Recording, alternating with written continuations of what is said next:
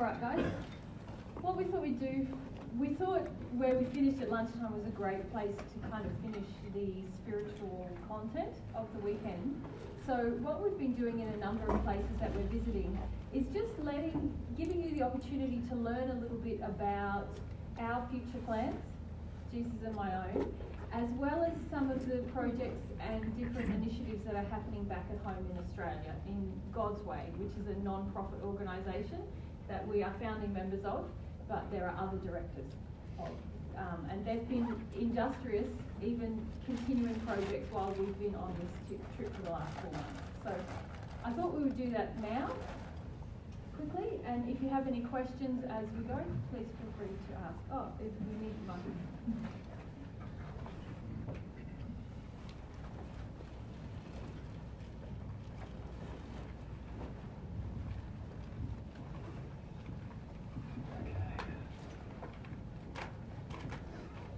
So I thought we'd start with talking about divine truth plans. So really, Jesus and I are divine truth. We are. This is us. We run everything involved in delivering God's truth to the earth, if you like. So we manage the website and the YouTube channels and all of these trips. We do all the planning and the booking and the payment and all of those things. It's just the two of us who are doing that all of the time. Any office emails, those kinds of things, it's all handled by one of us. And if you've ever sent an email to our office account, you probably know it's not high on our priority list to answer emails because you probably didn't get a response. So, we're hoping that in time there'll be more people who want to come and work with us, but they need to work on a voluntary basis because that's how we work as well. So everything we do is through the generosity of others, giving us donations so that we can further this work. Yeah. We do have a website for those of you who are very brand new called divinetruth.com, but unfortunately it's not very up to date. We did have a large project underway over the last couple of years. Jesus and Kate, who was volunteering with Divine Truth, were working on that. And sadly, Kate passed away. Kate's not that sad anymore about that. She's still our dear friend. But it's sad for the website project because that it halted the website project. So if you do want to keep up to date with what we're doing, the best place to go is actually mary.divinetruth.com. It's not because I'm more important, it's just because that's a blog that I had set up many years ago, and it's much more easy for me to just put regular updates there rather than Jesus has to write code to update our website. So that's where you'll find kind of news about us, what we're doing, and when and if we're travelling to various places as well. The other place we'll put news of future events, and I'm going to give you a bit more detail about our plans for future events in a moment, but when and if you want to come to an event either overseas or in Australia, that will be published here, where you've probably got your reservation to come to this event, which is event.divinetruth.com. So any and all events that we hold will be published there. Okay? And the last site I want to tell you about is about donations. Thank you very much to those of you who have donated towards this trip. It's been a big group effort, hasn't it? People in Australia initially donated significant funds to help us get this ball rolling on this. So this is our last presentation in 4 months. We've been away from home for 4 months. We fly home on Tuesday, which it's been a great trip, hasn't it? It's been very intensive. This is our 5th weekend in a row that we've been presenting. And I think we've only had 3 weekends off in 4 months, haven't we? 2, 3. So we've been doing this pretty much every weekend for 4 months, or 3 days a week, really. Yeah. But it's been a lot of fun. And if you would like to donate towards next year's trip, I'll give you a website where you can do that. It's just simply donate.divinetruth.com.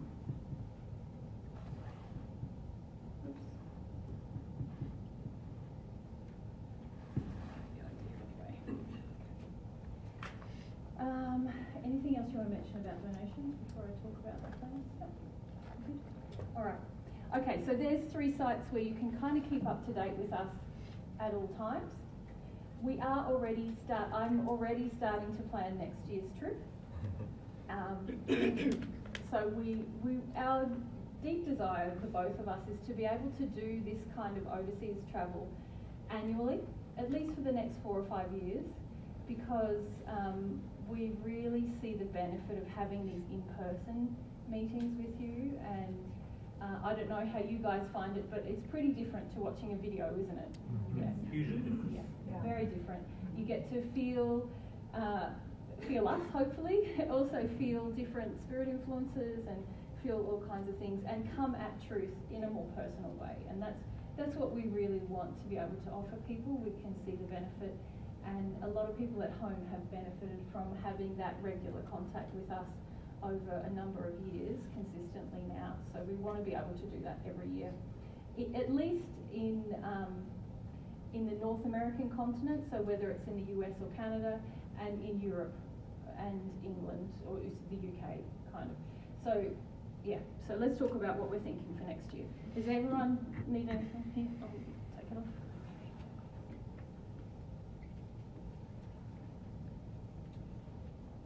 All right. So already next year, now some of you have been listening along on this trip, and some of you have been to more than one talk, and our plans have been evolving. So we've been telling you, well, this is what we're going to do, and now we're telling, oh no, we're going to do this.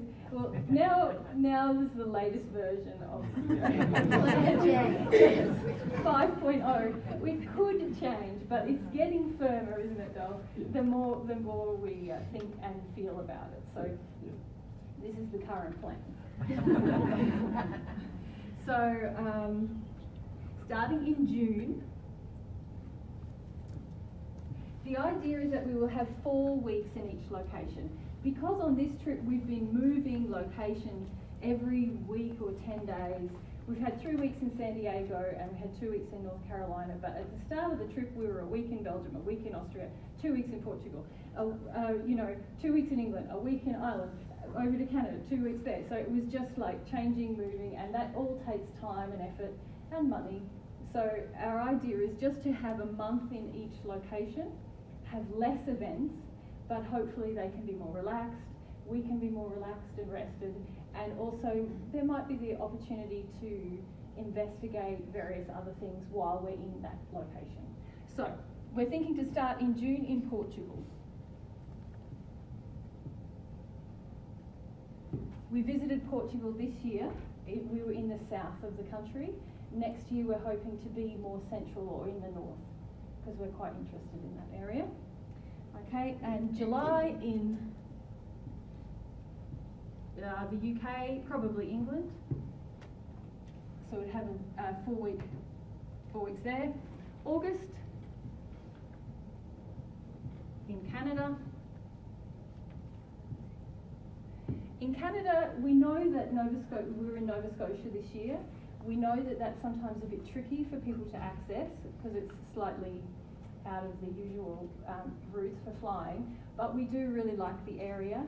We're interested in starting a learning centre there one day in the future, so we are thinking in Canada we'll go back to Nova Scotia. Yeah. And then in September would be in the USA. And because of the way flights work for us, basically we'd like to be in North Carolina for our 4-week period, because again it's an area that interests us in terms of learning centres in the future, and also we just liked the area, didn't we, when we were there this year. So we're thinking to return there, but because of the way our flights work flying home, we usually have to fly back home via LA. So we are considering perhaps just doing 2 days or something, a 2-day event here in San Diego before we fly home. So that's the potential. But we would definitely do this longer form event that I'm just about to explain to you in North Carolina. Yeah. Okay, so that's the idea, 4 weeks in each place, or 3 to 4 weeks. And this is the format we're thinking for events. So we would have a Saturday and a Sunday. And I'm going to call that day 1 and day 2. So we're basically trying to put a program together in an 8 to 10 day block that would cover various different material, but it would mean that if someone was travelling from interstate or from far away, they'd have the opportunity to attend 2 or 3 events within that time period that would cover different material, and they'd just have to come in for that time period and they can go home again. If that makes sense. So day 1 and day 2 would be a weekend, Saturday and Sunday, and they would have like a seminar format, which means Jesus and myself would be presenting material to the audience, largely in a teaching kind of seminar way. And the first day would be almost like an introduction to God's truth, I'll say DT, Divine Truth, similar to Secrets of the Universe. Has everyone seen those videos? You know, it's just like, here's the big shebang, here's, you know, God, the universe, the spirit world, how it all fits together, the human soul. Something kind of introductory. And that's really good if you've got a friend or a family member or someone you've been telling about divine truth who's never been, who doesn't really know much, and it's totally at their level to and we'll be learn presenting the sort of things that are true as well as false. Yes. Like, in the sense of we talk about what is true and what is false during that presentation. Similar to what Jesus did with the beliefs of, you know, these are false beliefs, this is the truth. And that's quite helpful for people to sort of understand the basics of God's truth. So that would be day 1. Day 2, it would follow on from the Saturday, so people would come to both days, but it would be sort of an introduction to a theme that we're going to extend in the rest of the week. And so we sort of change that.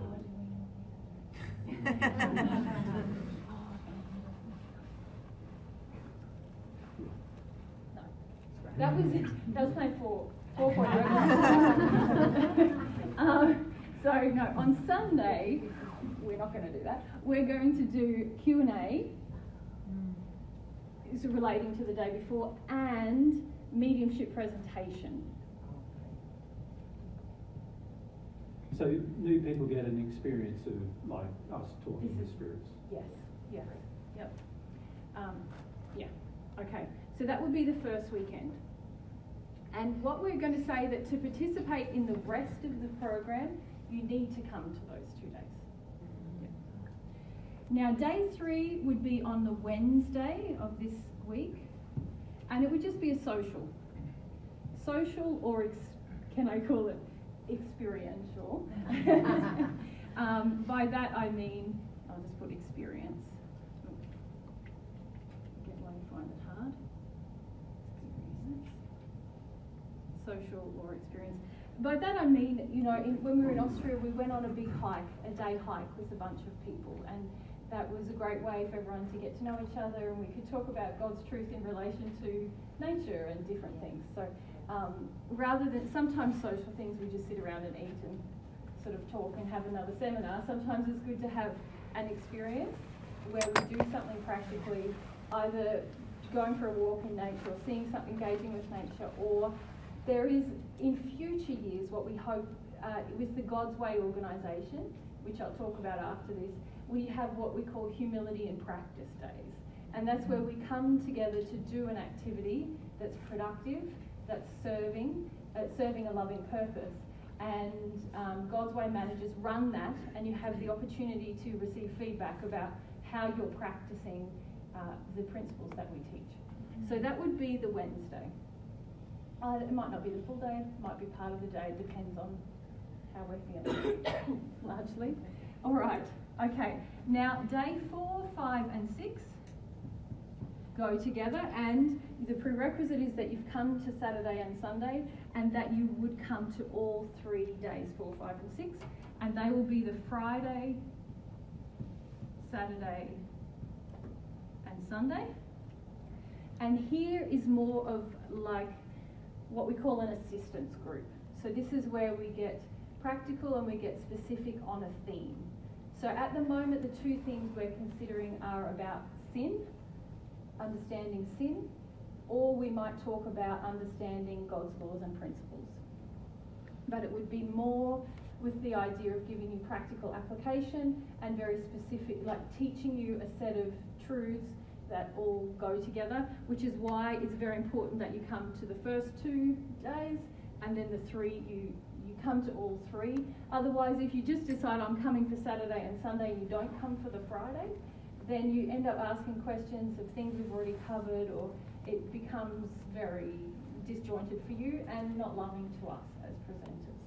So we're going to call that assistance group.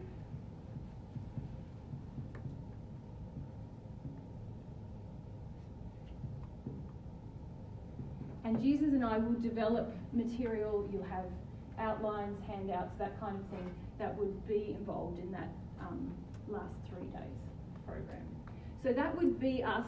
So when we arrive in June in Portugal, we would run a program that is a Saturday, Sunday, the following Wednesday, then the Friday, Saturday, Sunday, and so on in each country that we visit. Any questions about that? Yeah, I do. So yeah, just wait for the microphone. Oh. So that covers 2 weekends out of 4 weekends. Closer to your chin. Oh. So that covers 2 weekends out of 4 weekends. That's Are right. you going to have another 2 weekends of the same format? No. No, not in that country. It's just going to be one per country. Okay. Yeah. As Mary pointed out, we want to use the opportunity to visit certain places in those countries in the break in the 2-week period before we have to move to the next one. Yeah. And because there's a lot of things we would like to look at in terms of preparing for what we feel will be later God's Way learning centres.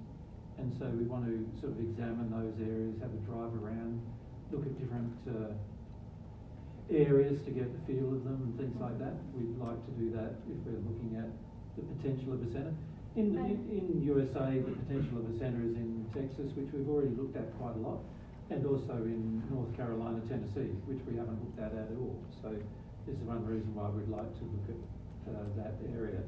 And the same applies to Canada. We haven't looked at the Nova Scotia area at all before, so we want to just do that. And the same goes with Portugal in the north. Yeah, that's right. Yeah. And actually, as you said, it's 2 weekends out of 4, and by the time we travel, it really only gives us a week to 10 days to sort of look around the area before we have to pack up and go somewhere else and set up at the new venue. Yeah. On this trip, we've been presenting for 3 days, but usually we arrive, we have to check into our accommodation, get our food, get ourselves sorted out.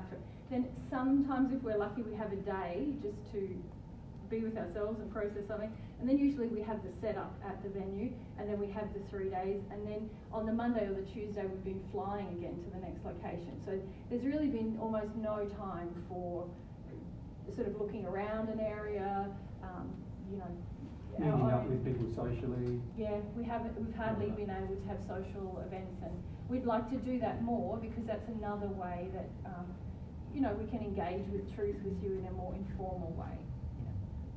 Yeah. Someone else? Yep. You go, Simon. I'm just wondering if you always plan to do this, or if there was any significant change that made you want to do this, like learning centers and. No, learning centres is something that Jesus has been planning probably since you remembered who you were. Yeah. So and we've been talking about them for many years, but there's a number of reasons why we haven't travelled in the last, say, 5 or 10 years, really. One was about trying to set up God's Way in Australia. So I'll talk about God's Way in a minute, but basically that's a non-profit member-based organisation, and the idea is for them to be, for that company to be the vehicle to actually build learning centres around the world. But that organisation is really dependent upon people being able to uphold the Constitution. So Jesus wrote a Constitution for the company, which is an excellent read, actually. If anyone would like to view it, it's on the God's Way website, which I'll put up in a minute. But, you know, really, we spend a lot of time in the last 5 years in particular with people just helping them with their spiritual progress so that they were in a position to actually be able to run the organisation and continue their development while we're not there. So, but in terms of presenting God's truth to people in person, that's always been a passion for both of us. It's just various factors like not having enough donations to actually fund it has really prevented a lot of our overseas travel probably as well, hasn't it? Yeah. If you just go, did you still have ASA, is it? Yep. ASA. For the Wednesday, we were talking about like the social experience and like doing stuff around like humility and practice and stuff. Because this would all be in San Diego, would we travel? Actually, this would not happen in San Diego. This would happen in North Carolina. Oh. And if we came through San Diego, we would probably just do a 2-day event. Okay. That probably wouldn't even cover the intro to Divine Truth. It would just be something else. Maybe we pick up on the soul aspiration that we talked about. Yeah. For the Wednesday though, I was wondering like, would we be willing to travel like to go to other places in order to do like the humility and practice stuff? Like you said, like you wanted to build like a learning center in Texas or something. Like, would we ever like travel to like go help build it or something like that for the Wednesday? Yeah. I mean, part of the reason why we want to hold these events in the locations where we're thinking of having learning centres is that in the future that we do anticipate that yes, we would hold a seminar and then we could have a 3-day humility and practice for people who want to come from wherever in the world to help start building things on a learning centre. Yeah. But on this trip, on this next in 2025, we're probably not up to that. We haven't got the people for a learning centre. Not probably, we definitely haven't. No, because it's all about the development of people, and to be frank, there's no one developed enough in the USA to handle running a learning centre in the USA. And it's taken us nearly 8 years in Australia to get 3 people in a state where they could run the centre while we're not there. So with all the centres, they need to run without us being there.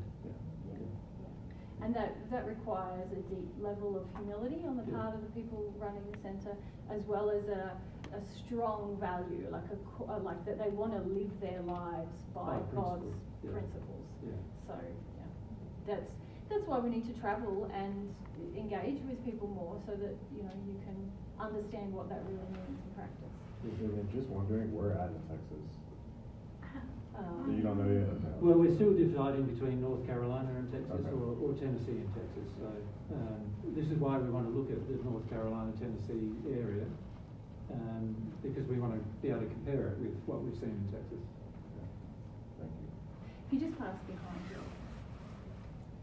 May I ask what other criteria you're looking at in these locations? Like, is it like, are you feeling pulled towards these areas for people, or is it like land? May I ask? Yeah. In part, it's related to where we think there'll be like a long-term livability should any major changes happen on the earth. In part, it is about, I suppose, inspiration. Do you want to answer this, because you're much more? You're much more. Firstly, it's a lot to do with people. So number one is finding the people in a particular location.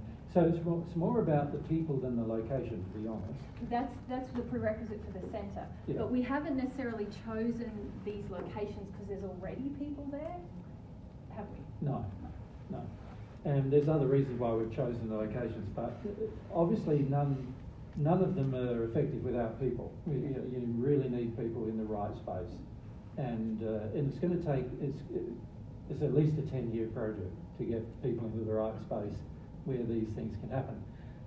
But one of the reasons why we've chosen these locations just to look at for the moment is we're just doing sort of preliminary investigations, I suppose you could say, about the locations. And these locations I chose nearly 20 years ago. So, and the main reason why I chose them, there's many reasons why I've chosen them. Some of them are related to the general stability of the area politically, and so forth. Some of them are related to the general stability of the area with regard to earth events. Some are related to the we're choosing on purpose usually areas with a low socio-economic sort of consideration, because we find generally that people in low socio-economic areas are more open to truth, but also because we can bring some kind of enhancement to the local community by being there. The agricultural kind of consideration as well, isn't it? And also the damage of the land. So a lot of the places we're looking at are highly damaged land. The beauty of choosing highly damaged land is that you can illustrate how to repair it, and the contrast between the land itself and then the repair is quite large, and so that allows you then to illustrate a lot of basic truths about how the soul affects the environment and things like that. So it's a very strong, like literally hundreds of reasons why we've selected certain areas. Which is why I went where to start. And so, and at the moment we're still in the investigative stage. And we so should, these were areas that we chose when we were in the spirit world, and now we want to just make sure that without the UK being one of those. Yes, it's just Portugal, Canada, and the USA we're looking at. Yeah, because the reality is probably Ireland rather than the UK is probably a more suitable location at this stage. But there's certain areas that we've chosen way before we came here to Earth, and now I would just want to check them all just to see whether what we chose, like 60 years ago, has changed in any way or has been affected in any way by the 60 years of time that then causes us to maybe rethink our choices. Does that make sense? Yes, Yeah. and I think it's all lovely. I just wondered if there was more divine truthers in the U.S. and where they were. I've always kind of wanted to be more amongst them. Yeah. I'm just curious if that's how you were choosing. No, No. not really. It's No, there's a lot of factors because, there are some areas, as you know, here is a very unstable area. Seismically unstable. Seismically, and also probably on a number of fronts, like politically, economically, socially.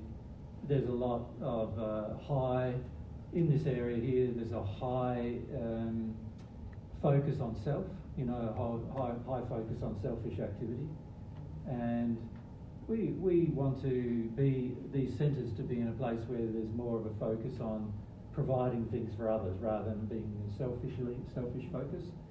So there's reasons why we've chosen certain areas that include those kind of considerations. The general feel of the area in terms of the majority of people who are there and what they and their general focus towards selfishness is not something that we want to promote or we want to encourage people to see that a part of you loving is also you learning to spend your time loving others, doing something that's productive for others, rather than just for self. And so there's certain things about these locations that also mean that will have to be done, because there's not going to be a lot of necessarily a lot of support in these locations for, and you're going to have to learn love more quickly, as a result. I have a fear coming up that I want divine truth to grow, but I am worried for you and for what could happen as far as people opposing it, and especially in the States. yeah. And you probably don't want to respond to that because it is a Well, no, we haven't been to Yeah, I think. Well, I think that we're not that worried about that. I figured. Yeah. We both feel that if we live in harmony with God's laws, then we're going to be the most protected, if you like. And we also feel that there are people in the States who are starting to be interested in truth. There's a lot of people who are opposed to it, I agree, and a lot of fear in the United States. But if we're not here speaking the truth, then the sincere people can't hear it and can't benefit from it. So we feel pretty passionate about doing that. We've been here many times before, obviously, and generally we find that people come for a little while, listen to some truth, and then after a while either believe that we're not the people we're claiming to be, or don't want to practice the things we teach. And so generally, the more addicted the society is, the more that happens, rather than the less that happens. And so we know that many of you might not see us in the future. That's how generally things work. But one of the reasons why I had the discussion with you this morning that I had was so that you could see that actually you can change and you can grow and things can change, and this is what we're trying to promote with people, that they can change. And you know, primarily we're focused on trying to help the people who are sincere about their change. And to become sincere, you are going to need to deal with your fear. Because, you know, there are many people who will try to oppose your change for lots of different reasons. But as Mary said, the law, God's laws, if you live in harmony with them, you're the most rewarded that you could be. And it will only be people who choose to break the law that will harm you in the end. So there's a possibility of Mary and I being harmed, of course, but it's not something that we sort of focus on very much. We feel about it. I've had, right at the beginning, I had lots of feelings I had to work through about it. I've had and Mary's had lots too. feelings about it. Yeah. So, but we do feel that doing these things is very important, so that more and more people can become sincere. You know, helping more people become sincere. And unless you have sort of that face-to-face sort of confrontation of error that needs to occur, then sincerity is very, very difficult to achieve. Yeah, so that's one of the reasons too why we want to do this sort of regular. And never apologise for crying. Yeah, no. Never apologise. Yeah. So there's many reasons why we want to do what we want to do. I'm just thinking, because we're sort of starting to talk about God's way, maybe we'll just give a bit of an intro to that. Has everyone got this? I'm going to take it down. Yep. Okay. Yeah, so when we thought about all of the things relating to what we would like to do in the future, you know, we had these thoughts way before we came here. Like Mary and I knew we could return back to Earth in 1935. So from then we've been looking at what we would do when we came. Does that make sense? And already many of the things we're currently doing are things that we plan to do then. And there's other things, of course, that we're not yet in a state where we're ready to do them, or we feel other people are not yet in a state where it's ready to happen. So, and as time goes on, we feel those things will change. So this is why we're focused on God's way. Mary and I have focused a lot of energy in the last 8 years on God's way, because we've called it God's way because that's what we're teaching. God's way, God's truth, and it's God's really, way of life. Yeah, it's really a foundational value of the organisation, that we're not doing things our way, that we're seeking God's way to do everything. So one of the purposes of the organisation is to find God's way in relation to many earthly endeavours. So things like medicine, things like education of children, things like environment and the recovery of the environment, all of these kind of engineering, all kinds of endeavours that are currently engaged on Earth. Food production, housing, all of water harvesting, water storage, water sharing, all of these things, where the aim is to apply God's principle to all of these kinds of endeavours and demonstrate practical examples of better ways to do all of those things on Earth. And well, you could say more loving ways. Yes, which is always better, isn't it? And the primary vehicle for that is learning centres. So these centres that we want to set up are not centres where people will come and live and have a community and live in a bubble away from society. So Mary said, not that. Not that. Not that at all. Definitely not. What it is a centre that any person can visit and see practical demonstrations of God's way in action. So that's in terms of the way that people conduct themselves, the people who are volunteering there and sharing information, as well as seeing practical examples of how we can build houses in a more loving way, how we can grow crops in a more loving way, how we can recover from the damage of farming in a loving way. So at the moment in Australia there's 2 learning centres, you could say, that God's Way already owns. They've been donated to the organisation. So similar to Divine Truth, God's Way is completely come about through donations. So people have donated quite a lot of assets to the organisation already. So a lot of land, you have to say the figures because I always... About 1,000 acres of land. 1,000 acres over 4 different properties. 4 different properties. A large bulldozer, an excavator, tractor, big tractor trailer, a lot of tools and equipment for us to do. One of the major projects that God's Way is already engaged in is environmental recovery. Because we live in a farming community and 3 out of 4 of the properties that the organisation now owns are ex-farming land.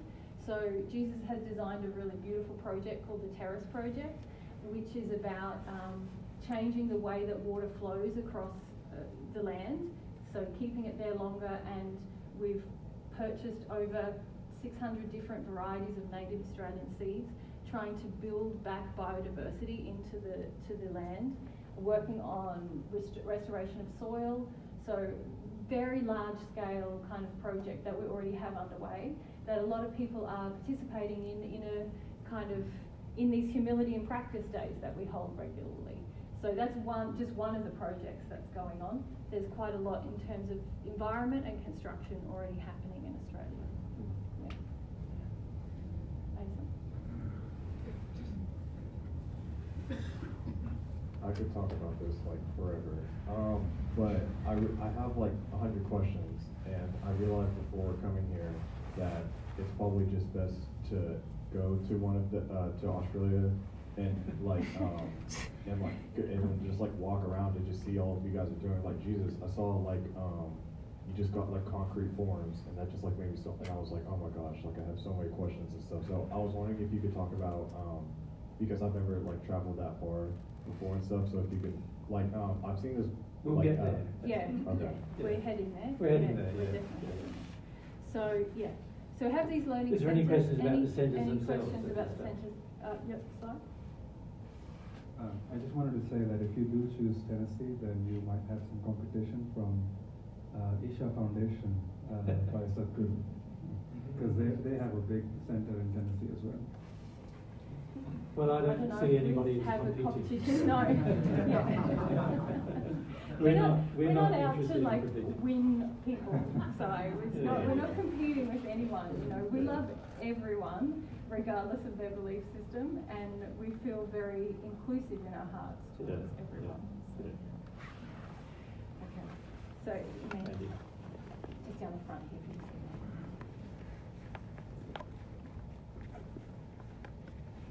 It's just a question, I don't know if it's a time for it, but the environmental recovery, looking at Tennessee area where they get a lot more rain. Yeah.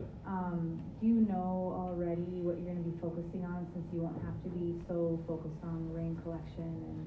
We've still got to look at water collection and storage, because most of these places are highly reliant on bores, underground bores, or on supply of water from governmental institutions. And we're more interested in looking after our own water. So we still need to look at the water situation. Of course, with the more rainfall, it's a bit easier to look at. But the land down there, even though it looks nice and green and pretty, it's actually still very, very damaged. We did a few walks while we were down there, and very, very little of the native environment, native animals, native birds, insects actually exist today that existed there 300 or 400 years ago. do you think you're going to be focusing on getting rid of invasive species? there? Well, partly, but the bigger thing we're more focused on is trying to bring back a lot of the native species of animals, birds and plants to a location, and then illustrating through that the benefits that that brings to humans in the same location.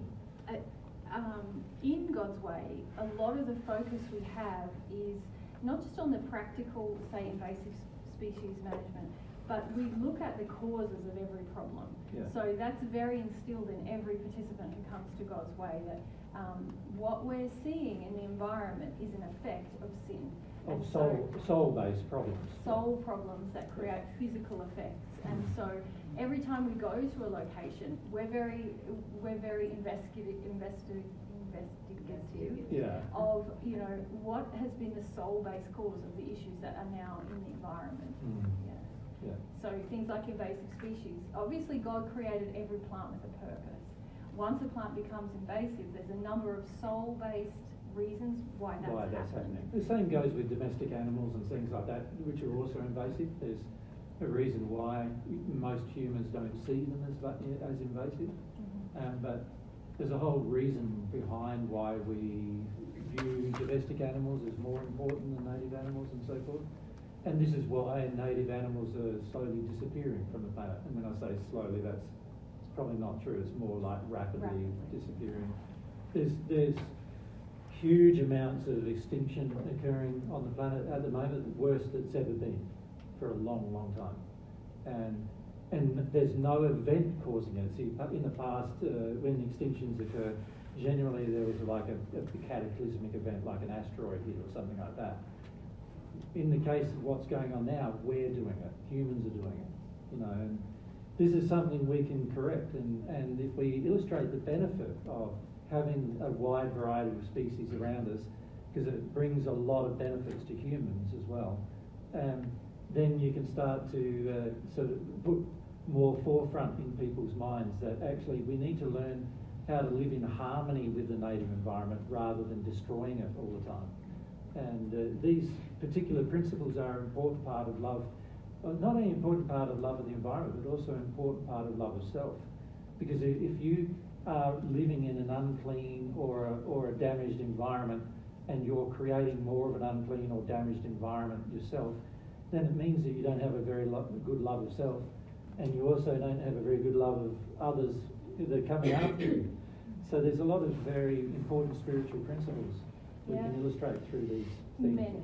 And even the attitude towards the invasive species, you know, it's not like a lot of management of feral animals and plant species is done with a lot of hatred and anger. So we really also focus on the fact that in order to be effective, personal responsibility for sin is required, and also to the plant or the animal is created by God, and it's instinctually doing something that God created it to do. It's the human input that has created the problem, and particularly the human soul's desires. You know? Yes, yeah. So there's a lot of love-based principles that we try to bring into all of those activities. Sai, again.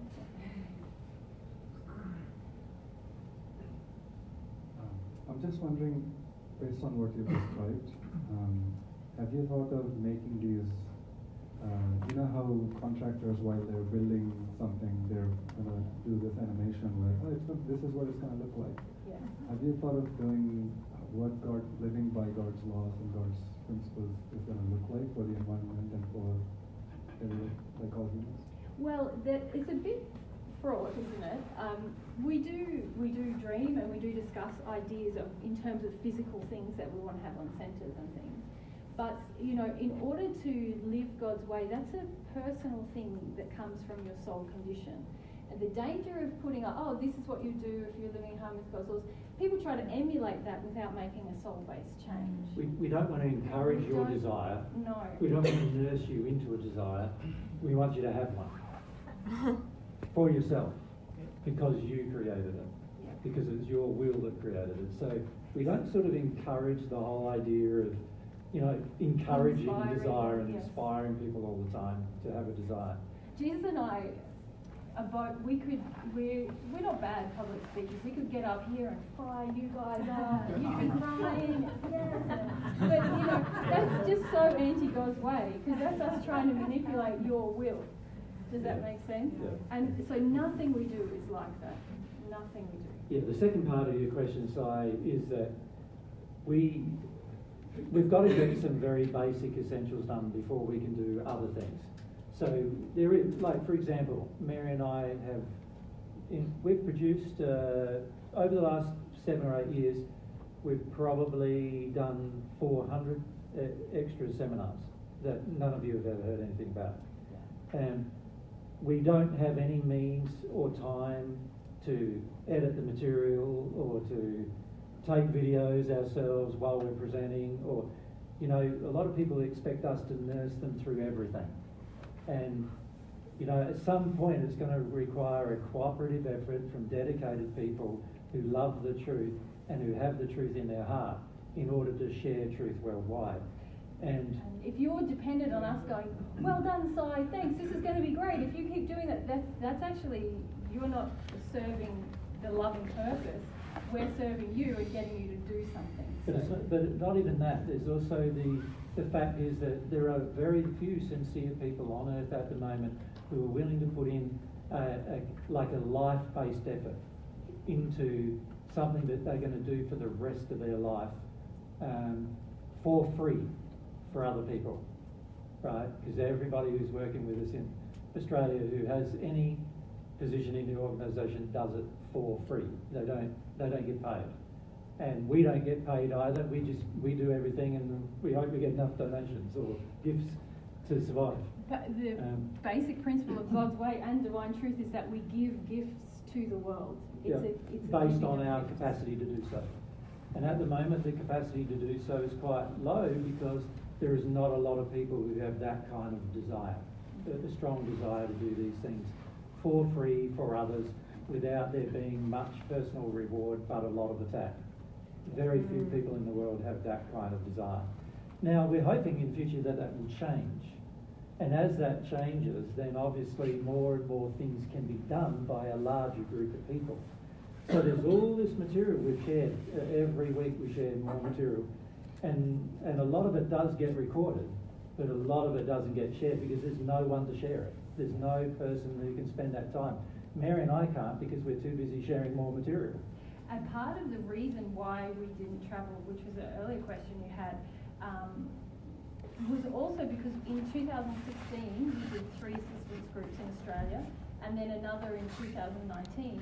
And the only people who were there to set up the recording, do the recording, especially in 2016, take the video data off all the videos, take the audio off all that, put it on, sync it all up, do all the editing, output it, put it up on the website, put it up on YouTube. That was the 2 of us. So we've learned if we actually want to share truth with people, we can't be responsible for the production of it as well. Otherwise, you know, it takes more time in the production than the presenting, and the value is in the presenting rather than, you know, the best use of our time, particularly Jesus' time, is to spend time sharing what he's already gained with you guys. The other thing we've found is that videos have hardly any effect on a person's will. Like they are an ineffectual way of having any, like everyone nowadays is so used to just watching a video for 5 minutes or 10 minutes and thinking, oh yeah, and then they go away and forget about it pretty much. And most of the people we've met who've watched our videos have no idea what we're teaching still. Like hardly any idea at all.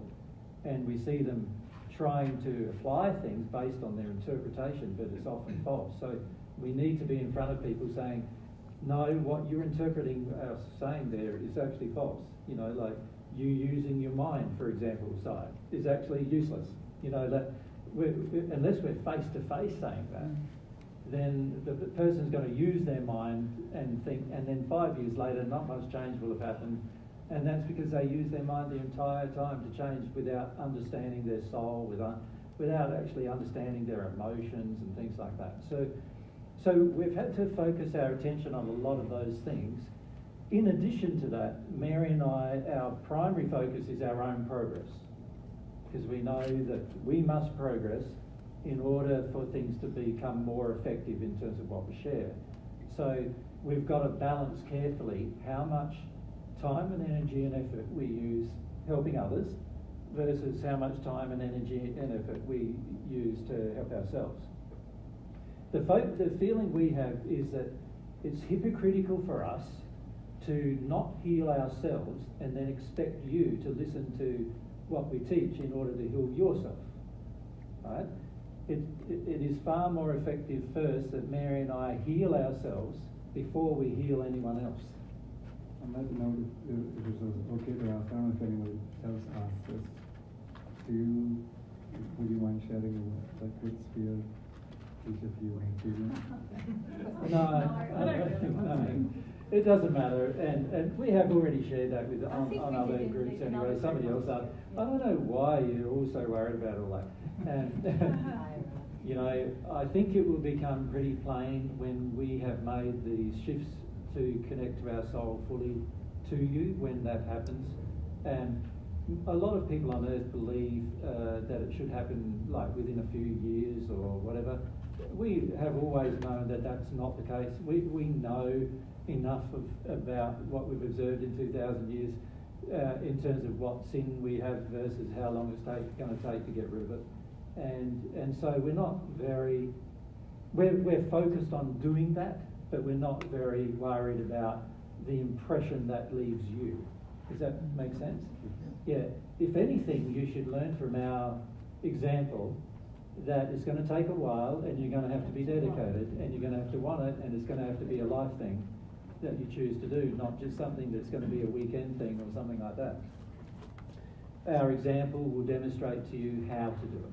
Right? So this is one reason why we're very focused on making that happen. But also many of you have no idea the level of arrogance you're in or the level of resistance you're in at this stage. And that is something that anything other than a face-to-face is going to be very hard to correct. Because unless we're face-to-face with you, we can't... If you're watching a video, you go, oh yeah, that doesn't apply to me, that doesn't apply to me either. That I got that, I got that, I already knew that. You know, in your mind, you're thinking these things, right?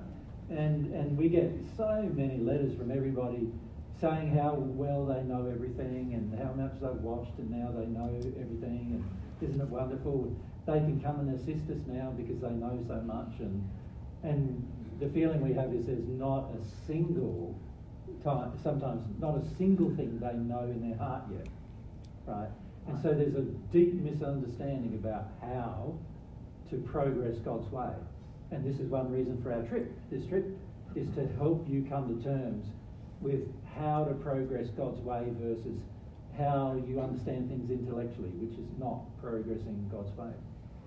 So there's a lot of things we're trying to correct, and we also feel that videos are not very effective on a lot of levels. They take a lot of time to produce, a lot of energy and effort, and sometimes they can help in terms of the introduction of a topic to a person. But when it comes to the deep amount of consideration that's going to have to be given by the average person to their sin and to the truths, some other methods might be far more effective, such as books and stuff like that. But of course, Mary and I don't have the time to do all of these other things and write books at the same time. And so there's a lot of things that we're just trying to balance at the moment in terms of what's the best course of action for us to take that's going to bring the most amount of benefit to yourself at the moment, while at the same time allowing us to progress and to get some of the endeavours we have underway. Does that make sense? It's sort of like a balancing act in terms of how much time do we have versus how much energy we have versus how many helpers we have versus how much money we have to get things done. Yep. Do you happen to have some kind of an estimate of how much help you might need to get the content out, or any other? Oh, I'd love to have millions of people. We could, yeah. The amount of material that we have produced and the amount that, like, there's transcripts, there's been... You'd have a team of 20 people working full-time and they still wouldn't do it. Yeah, and I have a big desire to create books from the transcripts, so to lift material that's already been presented and put it more into a sequential sort of, not a informal presentation, but more like a reference book that people can learn basic principles and concepts of God's way. So, how many people do you have? Because that's how many we could use to do what we have big plans. But they have to be in a good space. Yeah, they're not just, that's the thing. A lot of people think they can help, but unless they love God's way, and by that I mean the way of living God's way, unless they love that and they want that, it's not going to work. No.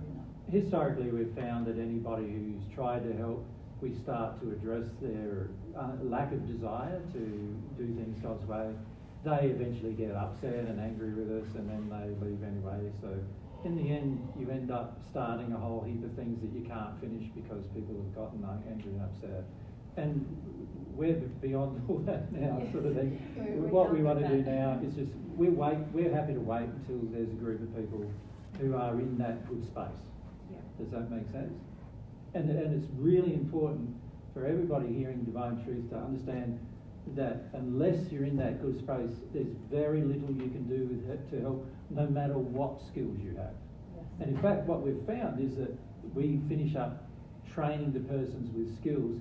If they are in a good space, you can train them to do anything.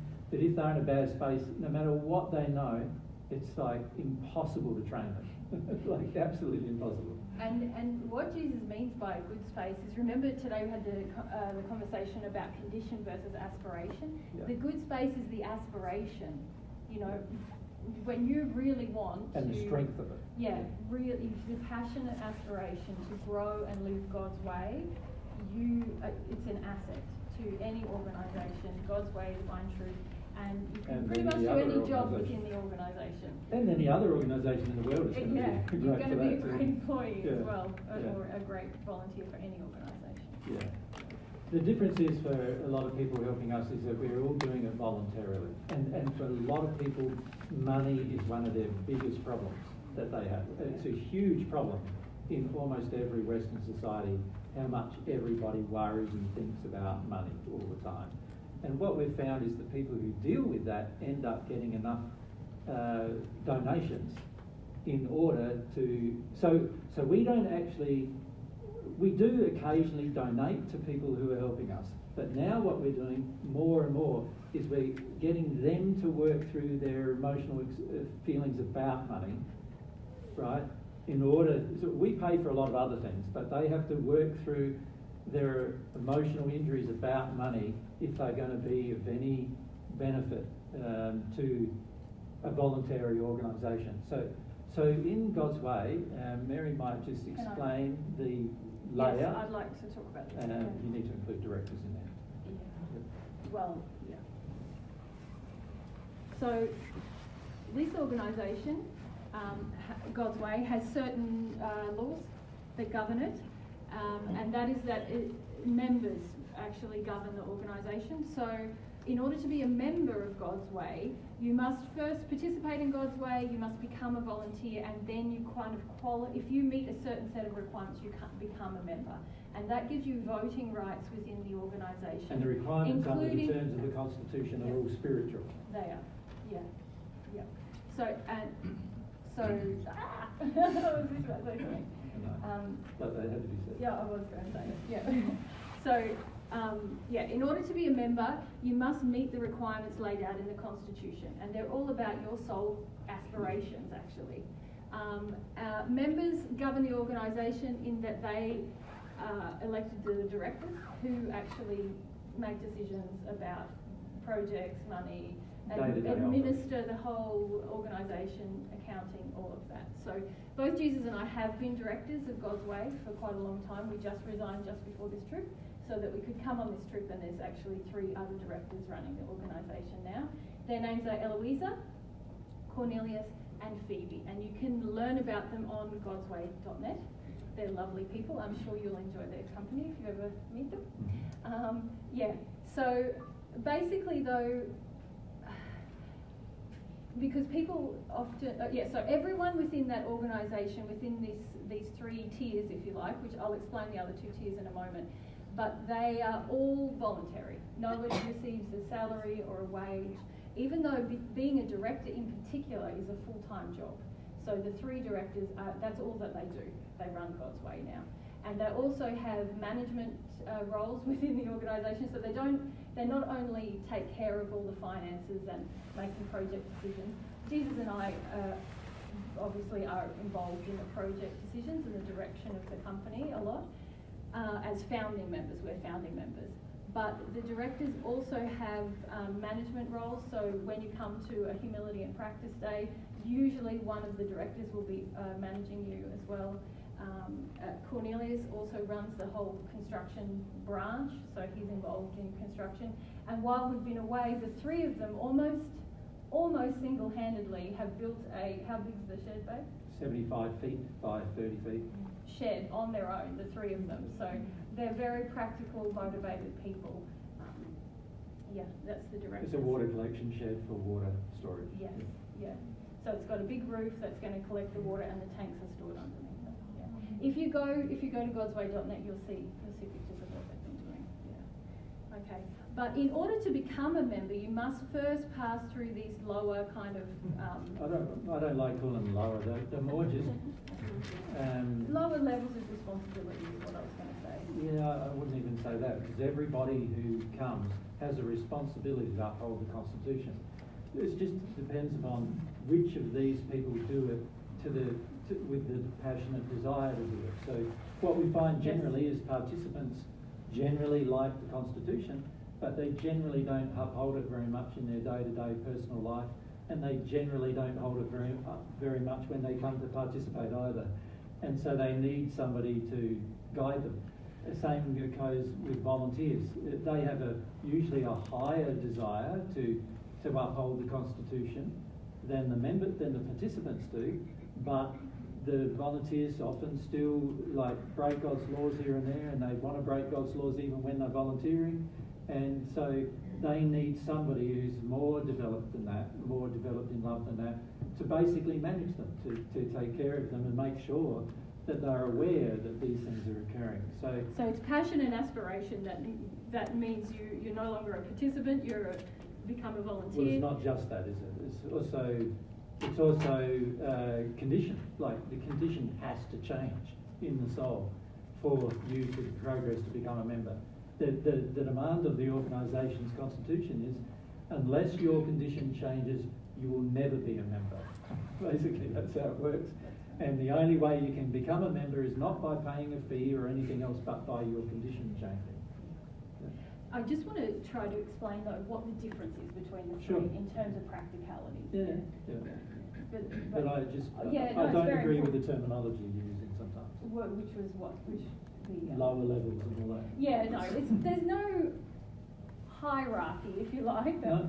There's no hierarchy, like nobody is treated with more importance but members do have certain responsibilities that volunteers and participants don't have.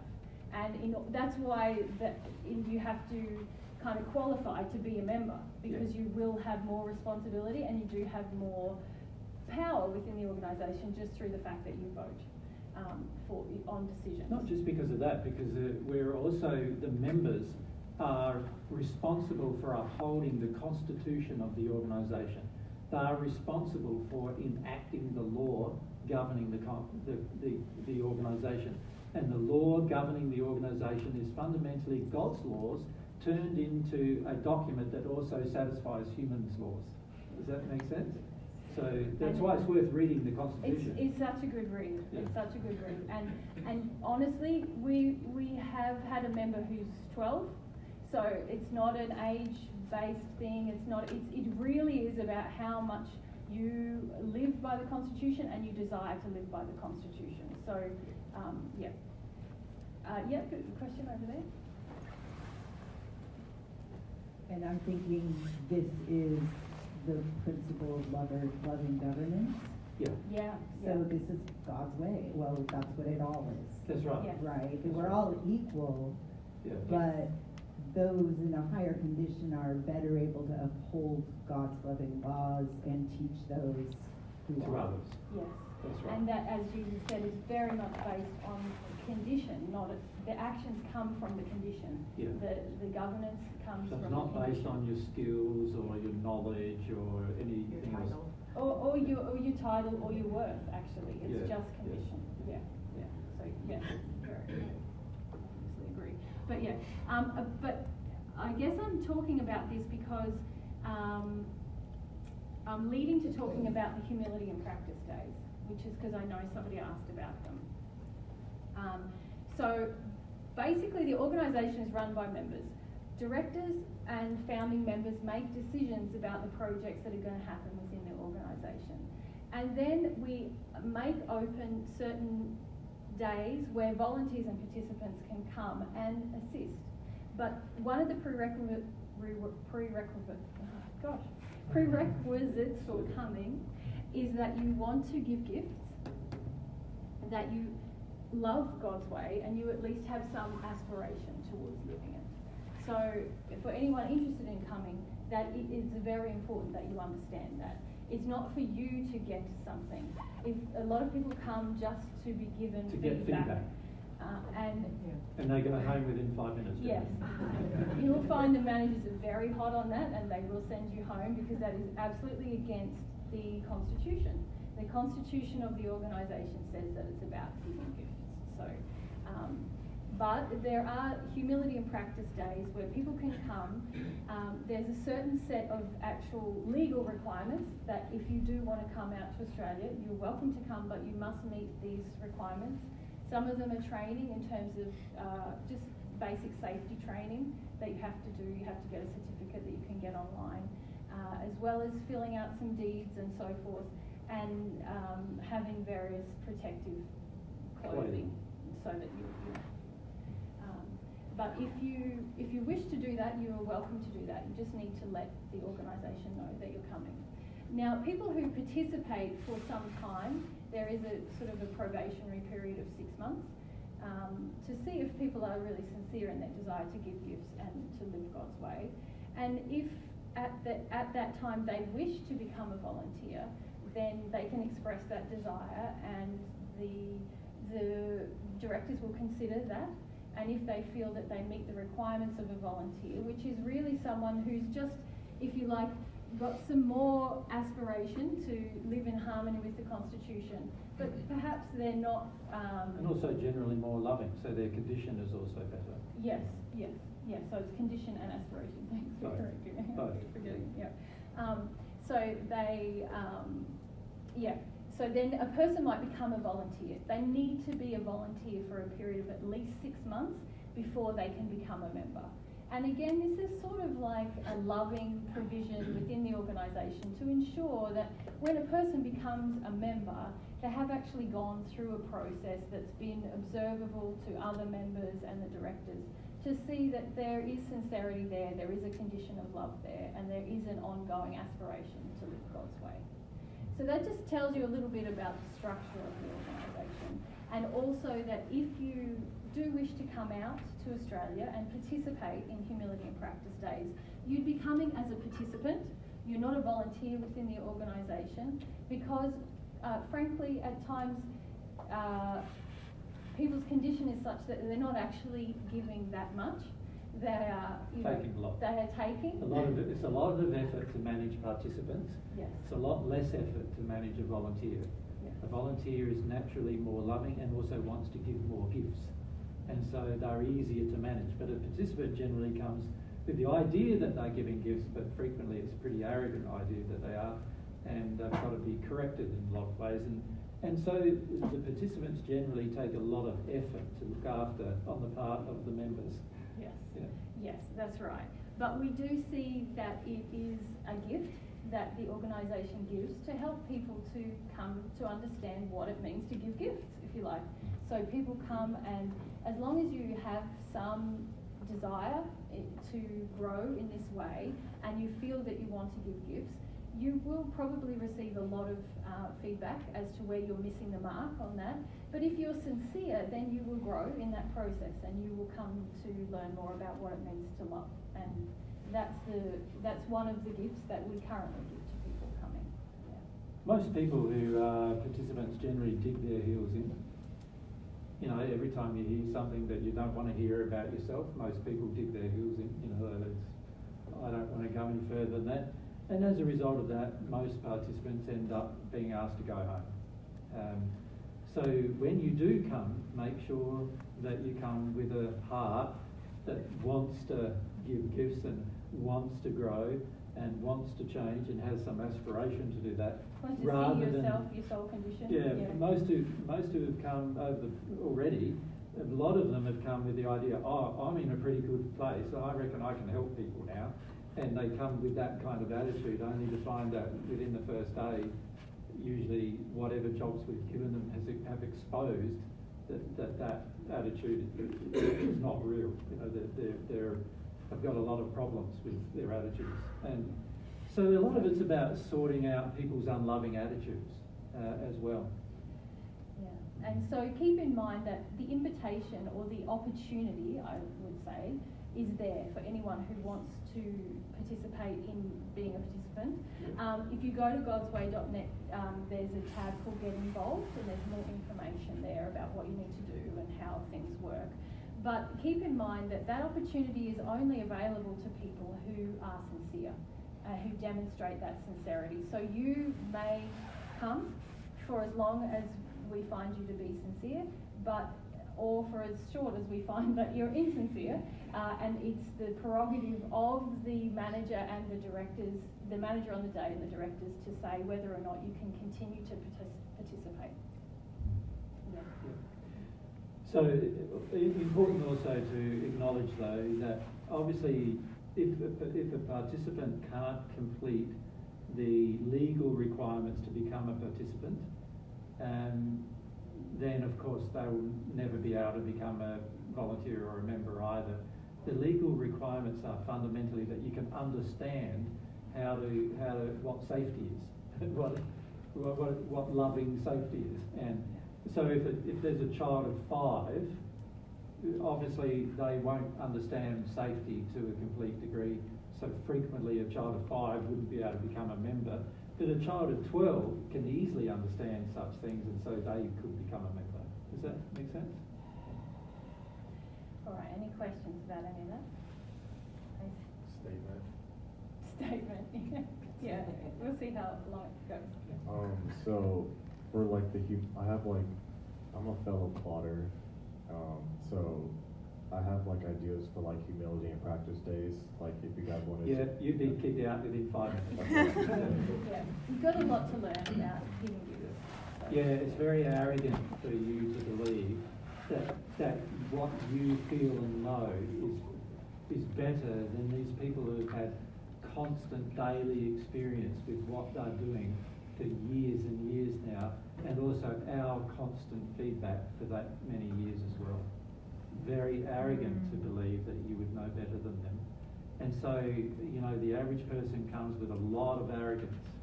Now, we're not saying don't come if you've got a lot of arrogance. We're saying if you have a lot of arrogance, it's going to be exposed very, very rapidly.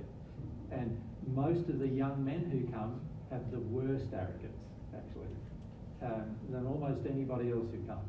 And so most of the young men have found it very challenging as soon as the day begins, pretty much. So, so just every time you have this sort of attitude, I know better, I know this, I know that, most people don't realise that Mary and I have had a large involvement in making some plans about this to help us identify sincere people. And so, you know, the projects we've got already occurring are great at identifying sincere people. Like when I say great, like I said, within 5 to 10 minutes oftentimes identifying whether the person's sincere or not. Yep. And usually in the course of the day, you know, usually we have, you know, our directors have assessments every day of whether they feel somebody's a sincere person or not. And frequently they don't even need to wait to the end of the day. That, you know, 5 minutes in, it's like, you know, insincere, go home. And then the person says, can I come back? They say, yeah, as long as you deal with the lack of sincerity. So they come back the next day and frequently get sent home then as well. And then the next day gets sent home, the next day gets sent home, next day, and after 5 or 6 days or 10 days of that, eventually the person starts seeing that from the assessment of the people involved, you're both arrogant and insincere. And then you start looking at, well, what am I going to do about that? And the average person then digs their heels in and doesn't want to do anything, and so we don't see them ever again. Right? And we don't even see them ever again at a seminar sometimes. But I should say on this trip there has been people who we have sent home, who've come out to Australia, who've sent home, and it's taken them 6 months or a year, and they've come to the seminar and gone, I can see what you guys are talking about, but it took me a long time. Yes. Yeah. So some change and some don't, and yep. the more arrogant you are, the less likely you're going to change, yep. probably. But so that's going to be your problem, eh? Yeah. Just wondering, did you know that I meant like humility and practice days for like if you guys were to set a learning center here, but because I wasn't talking about Australia. I know. Okay, I'll just make sure. No, we've got plenty of ideas of what we're going to do in each humility and practice day everywhere we go. The issue really though is the people who come along as participants, you need to be prepared that and also have some trust that we're going to be doing it for love's sake, not for a personal sake. So not to make you feel good about yourself or anything like that. It's going to be for love's sake, loving something else other than yourself. Yeah, and we don't design activities in order to trigger your emotions. You know, it's not sort of some kind of test or power manipulation. None of that. So we think there's honestly, you can do anything. You can wash a wall and receive feedback on your attitude in or out of harmony with love. We found with young men, give them a cleaning job all day. Yep. Interesting. Lots of young guys. Those young men can't handle it. Have no interest. Yeah. Can't No see a interest loving in person. serving another person, cleaning up after other people. And then you can see why, because most young men have had mothers clean up after them most of their lives, right? And so they don't have any interest in it at all, and no desire to do it, and no love for people in doing it. And it's very easy to, we find generally women are more open to doing jobs because most women have done jobs in the house and they've done jobs in their family, and they've done a lot of it in a manner that's like not about themselves so much. Although we do also correct the whole nursing thing that women have got going on as well in the process. So a lot of women have been trained to look after the men who come who don't want to do jobs. So there's quite all often kinds of after a dynamics. day of work, all the men stand around and they all watch the women clean up the utensils. And tools. what happens the next day is none of them come because we tell all them all they can't come. And then we give them an opportunity maybe a week later to come, and if they do the same thing, then they can't come for 3 months. Does that make sense? It's like you get 1 or 2 opportunities, that's all you're going to get. Because the reason why that's all you're going to get is because we're looking for sincere people, and sincere people will be evident the day we meet them, not later. We're not trying to create sincere people. What we're trying to do is find them. And that's different than trying to create them. And we don't want to try to create sincere people. God doesn't try to make you sincere. What God does is He waits for your sincerity.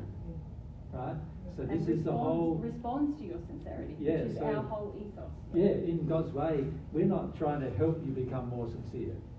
That's not our goal. Our goal is we want to identify the people who are already sincere. Right? Rather than try to create a bunch of sincere people by a lot of effort, right? Because we found if you put, just as God knows, we've found that if you put effort into insincere people trying to make them sincere, then they're only sincere because of an insincere reason.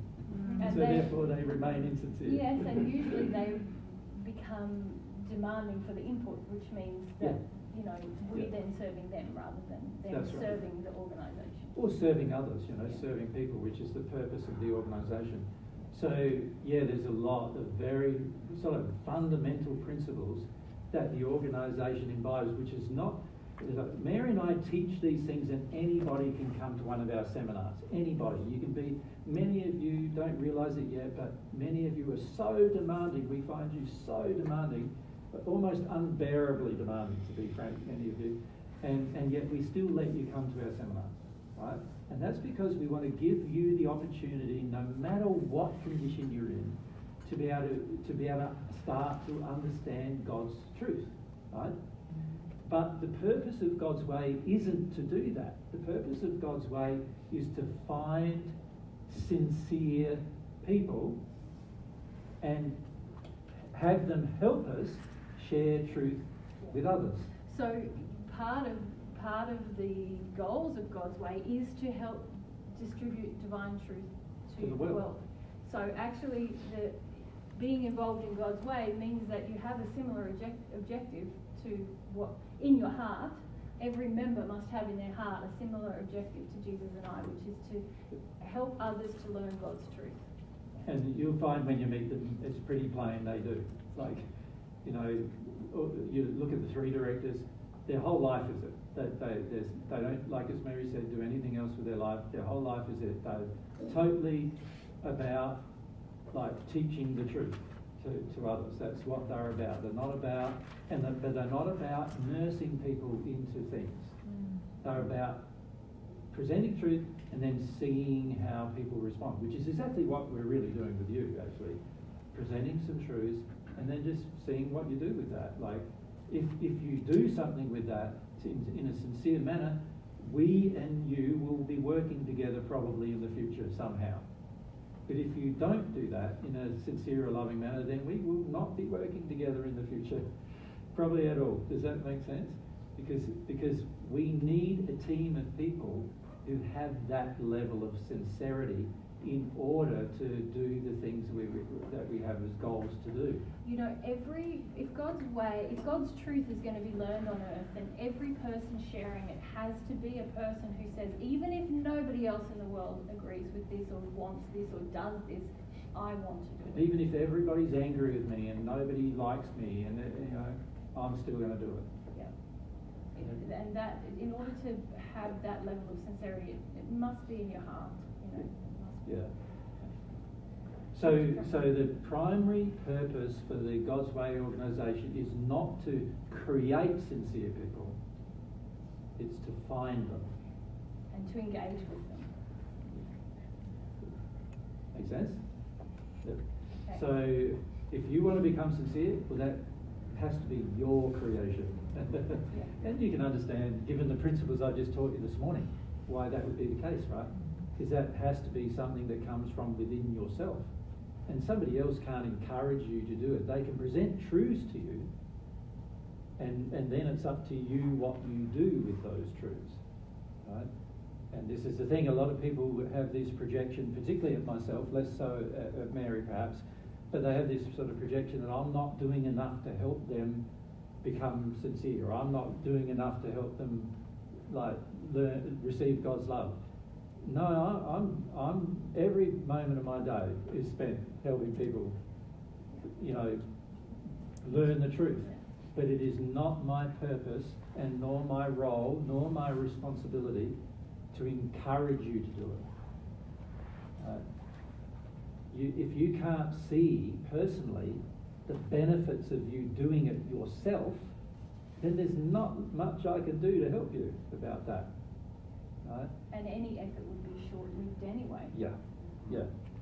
So very important to understand that this is your personal life we're talking about here, not your life integrating with ours in some way. It's your personal life, your personal experience, your desire, your passion, your longing, your soul. Your soul can be happy. Your soul can be sad. It just depends on what choices your soul makes, your feelings you make. And God's way is just there to help identify the people who are making those changes.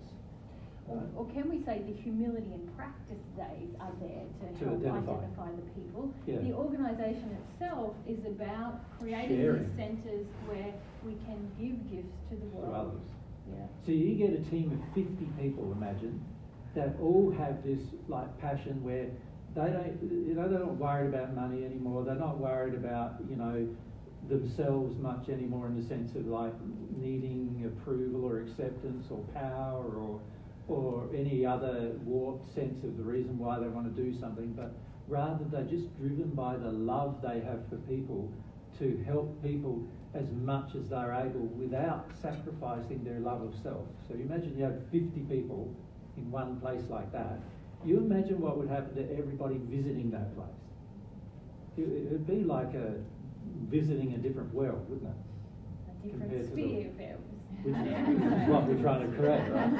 Yeah, so it's like visiting and seeing it in practice. It's like seeing the principles of God's truth in practice, day-to-day life practice. This is what it looks like. This is what you'll do, you know? This is how you will run a team. This is how you'll interact with each other. This is how you'll raise a child. This is how you'll, you know, build a house. All of these things.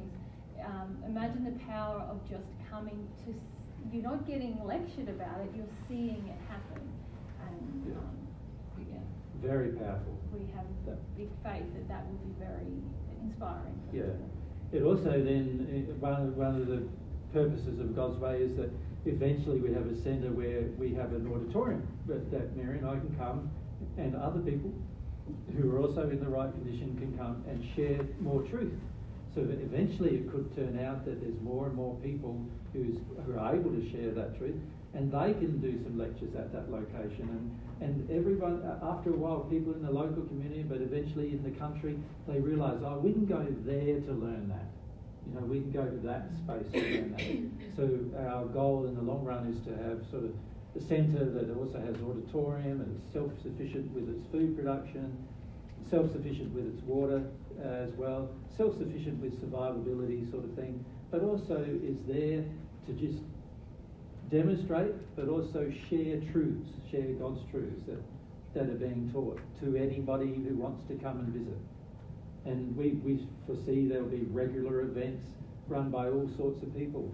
Such things like we might come to a site and run an event for a week, and then we go away, and then for the next 3 months, someone who's well skilled with regard to God's way might come and say, let's run 3 months of humility and practice days for 5 days a week for 3 months. Does that make sense? And you get a taste of it like every day of your life for 3 months. That kind of thing. So lots of different endeavours on these learning centres, and some of these are in their infancy, these kinds of projects like food and the environment, recovery, education of children, water management. We've already got a lot of ideas and sort of the initial parts of projects happening.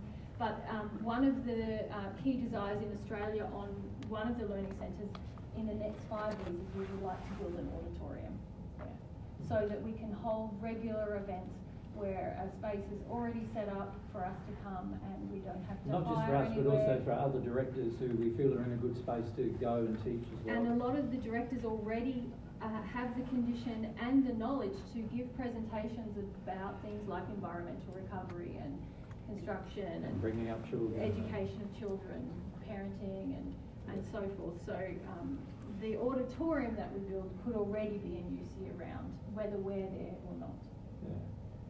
So we're hopeful that we'll be able to use them when we go to a place, but at the end of the day they'll be used all the time, you know, not just when Mary and I are there. Yeah. Cool. All right. Any other questions about that? No? Everyone's scared now to come. Well, it's better we say up front. Yeah, absolutely. What's going on? Yeah. Because we found for some that, you know, they've arrived with expectations that were not realistic, and it's been disappointing for them when they've been asked to go, you know. But it's better if you know up front what's going to be, you know, what's going to be required of you, not expected, required. I have a question about the environmental part that you mentioned. The government of Costa Rica actually 40 years or 50 years ago took a bunch of land in different places of the country and put native plants there, and the birds now come and live there. There's a lot of colorful birds, and they have. It's just a divine place to go and walk around and, you know, meditate, and it's easy. It's not difficult to walk around in there.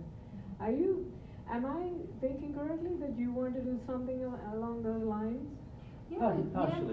That's a big part of the learning centre, is create environments to demonstrate how you can come from a very depleted and damaged land and restore biodiversity to it, and by the density of vegetation, native animals, insects. We love insects and we love microbial life, all the way up from that, all the way up to mammals and birds and stuff. So that's a big. Well, I think it's something that we're already. It's already happening. We've got heaps of documentation that hasn't been published, and the main reason why it hasn't been published is we don't have any helpers to do the publishing. But there's heaps of documentation about things we've already done that's improved the environment quite markedly, just in a short period of time, like 6 or 7 years. One of the areas that we rehabilitated was an area where for 12 years it didn't have a blade of grass growing on it. And now it's got trees that are higher than the ceiling here, a bit higher than. When we first started the project, we'd go out at dawn in the summer and we were sort of breaking dirt just to reintroduce seeds and different matter to the ground. And I used to play a game with the participants, like who can spot a living thing, because there was just not an insect, there wasn't a grass, there was hardly a bird. You'd see birds way off in the distance. Not even ants. No ants, nothing. Or worms or anything. And now you go up there and it is just teeming, and it's birds and insects and snakes and lizards and And we get so many seeds from the plants that a lot of the plants are growing so many seeds that they're breaking their own branches with the load of seed that they actually have. I look forward to your vision manifestation. Thank you. It's a lot of fun to be a part of, and people who've come. So there's been people from overseas who've come 1 year, to sort of participate in a humility practice day, and come back 2 years later or something, and they're like, one girl said to me, "Is this the same place we were in? I can't even recognise it." There's so much seed sometimes on the ground at the end of that. There's a layer of seed that thick just all over the entire ground. And it all decomposes and is used for food by different animals and so forth for the year, but it's just like masses of it, and it's just quite fascinating what happens when you love the thing. For people who are wondering, they're called cloud forests. Cloud forest in Costa Rica. In Costa Rica. They have frogs that are this tiny. You can trample if you don't look carefully. And spiders, and birds, and it's so wonderful, God's creation, isn't it? And the wonder of that is being lost because humans are dominating with their soul condition. And you see, everywhere we've gone on this trip, you see just so much devastation. We, in the middle of like Austria's forests, in the middle of the Alps, so much devastation. It's just absolutely heartbreaking. We went through an 18-kilometre trek through the Alps in the forest, and we saw maybe 2 birds, and a couple of insects. I can't remember seeing hardly any insects at all. I remember when we were coming a few down. Maybe, when we were coming down. But hardly any life there at all. We talked to some of the people who were locals, and they said, it's been happening like that for the last 30 years, where things are just getting less and less and less and less till they disappear altogether. And they're calling this a pristine Alps. And it's like absolutely devastated. But when you went, if you went to look there, many of you would think it's lovely. This is what we noticed in North Carolina. Most people are going, this is so lovely, and we're going, so wrecked. And people have no contrast of what the difference is. One advantage we have is that we've looked at a lot of places on Earth before we came here, and also for hundreds of years before then. So we have a good contrast of what was there and what is there now. For the average person on Earth, they barely even read history to find what was there, before. And so what you see in your life is generally just when you were born or when you were a young person, you saw one thing, and then 50 years later you see a different thing. And a lot of times the change between those two periods is not as great as you greatly affected. You're not emotionally affected by that change very much. But you've got to remember there's generations of people who have lived who seen the same change, and each generation is experiencing less life, less variety, less everything, and we don't even, you know, it's about your awareness creep, you know, like when you're like, most of us are like, you know, frogs put in cold water and then brought to the boil. We don't know the water's changed. And we're sitting in it, we still don't know, because we're desensitized to it. And this is what's happening world over with regard to the environment in particular. So what they call like global warming, for a large part, is to do with the devastation that humans have placed upon the environment for purposes they justify, such as food, you know, eating meat, for example, and other purposes. And all of these things are causing absolute devastation to the environment, to the point where there's thousands of species of, you know, not just mammals. See, most people just measure mammals with regard to extinction, but there's thousands of species of insects right the way through to mammals dying every day and never coming back. Like, they won't. Fortunately, with the insects, many of them might, because they go into diapause and things like that. But a lot of the bigger creatures, it's going to be very hard to get them back. Yeah. Heather?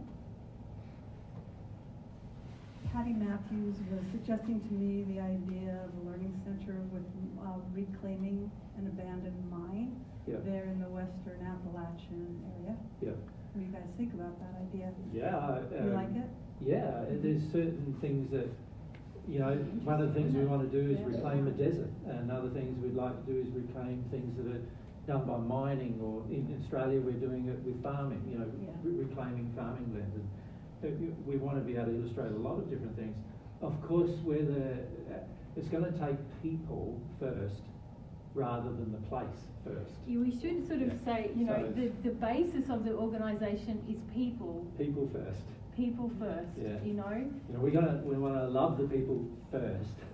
Yeah.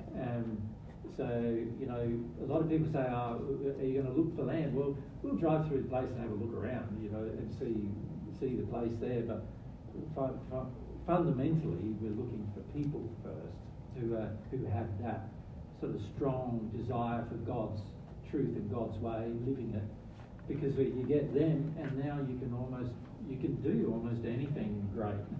Yeah. You know, when you've got a bunch of people who are like that. And the people really are the basis of any learning centre, because without them it's just a piece of land, you know. Yeah. But if you have people with God's way in their heart, then they become the centre that people visit, you know, and we when can you visit a together. centre, it's going to be interesting, isn't it? Because if you're visiting a centre, and the people there will be able to show you what it means, you know. So if you take the people out, what's left is just the land, you know, like, and the average person won't learn much at all under those circumstances. You need the people. Yeah. You know, it's exciting times for us in Australia, being involved in all of this. And if you do wish to come, godsway.net under the Get Involved tab. But you have had your warning about how it all works. You are now it's not just a warning, it's educated. Well, we actually think the way that we run things is really great, actually. You know, and people who are sincere get a lot from these. Well, it's God's way. It's great. Yeah, it's not like we don't feel great. We did it. We just feel like it's great that there's a bunch of people who are so interested in God's way, even if it's only 5 of us really at the moment. There's more than 5, isn't there? How many members? I think there's 8 or 9. 8 or 9? Yeah, and a few more volunteers who are, you know, aspiring to become members. But, you know, having that many people together, even though it sounds like not many, it's actually a lot of fun. And, it's very rewarding because it's people interested in God's way. No, there's 6, isn't there? Members? Members, I think. Yeah. And then 4 volunteers? Yeah, I think so. Not many. Not many. And then in terms of That's participants... after 8 years of effort. Yes. There's probably about 30 participants who come when Jesus and I are in Australia, who come regularly. And some of the... When we're not there, it dies down to like 12 or 10. So you can see why those people aren't yet volunteers or Because they're not members. sincere, right? They don't have a desire to give gifts under every circumstance. Yeah, yeah.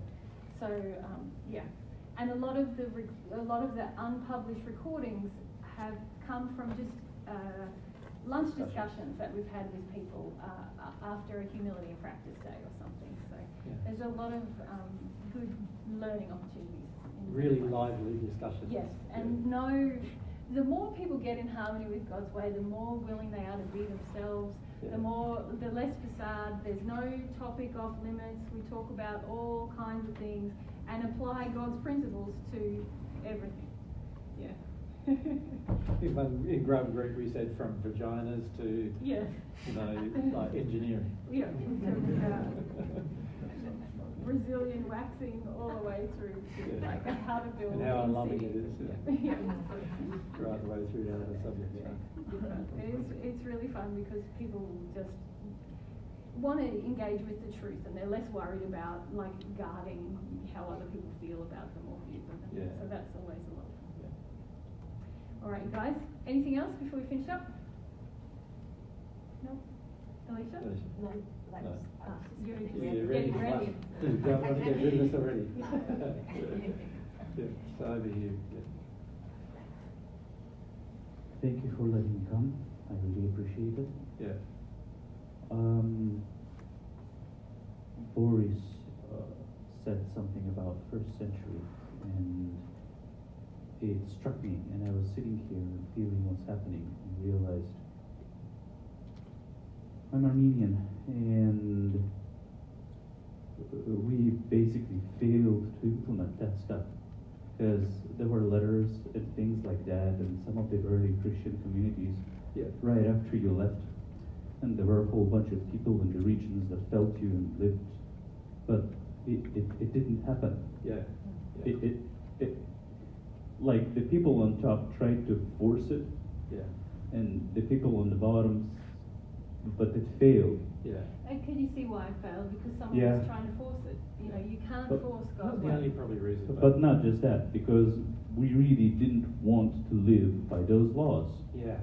We really didn't want to, and there was so much arrogance to the point where when I was sitting with all of the genocide and all of those things that happened, so much of that was the energy of arrogance that brought that. Correct. Yeah. So I'm very happy you came back to Earth. Because it's been a burden. I remember looking at you on a video and I went like, whoa, almost fell, because it's for generations we claimed to do it. Yeah. We sang the songs. Yeah. We did our best to paint your face, and nothing.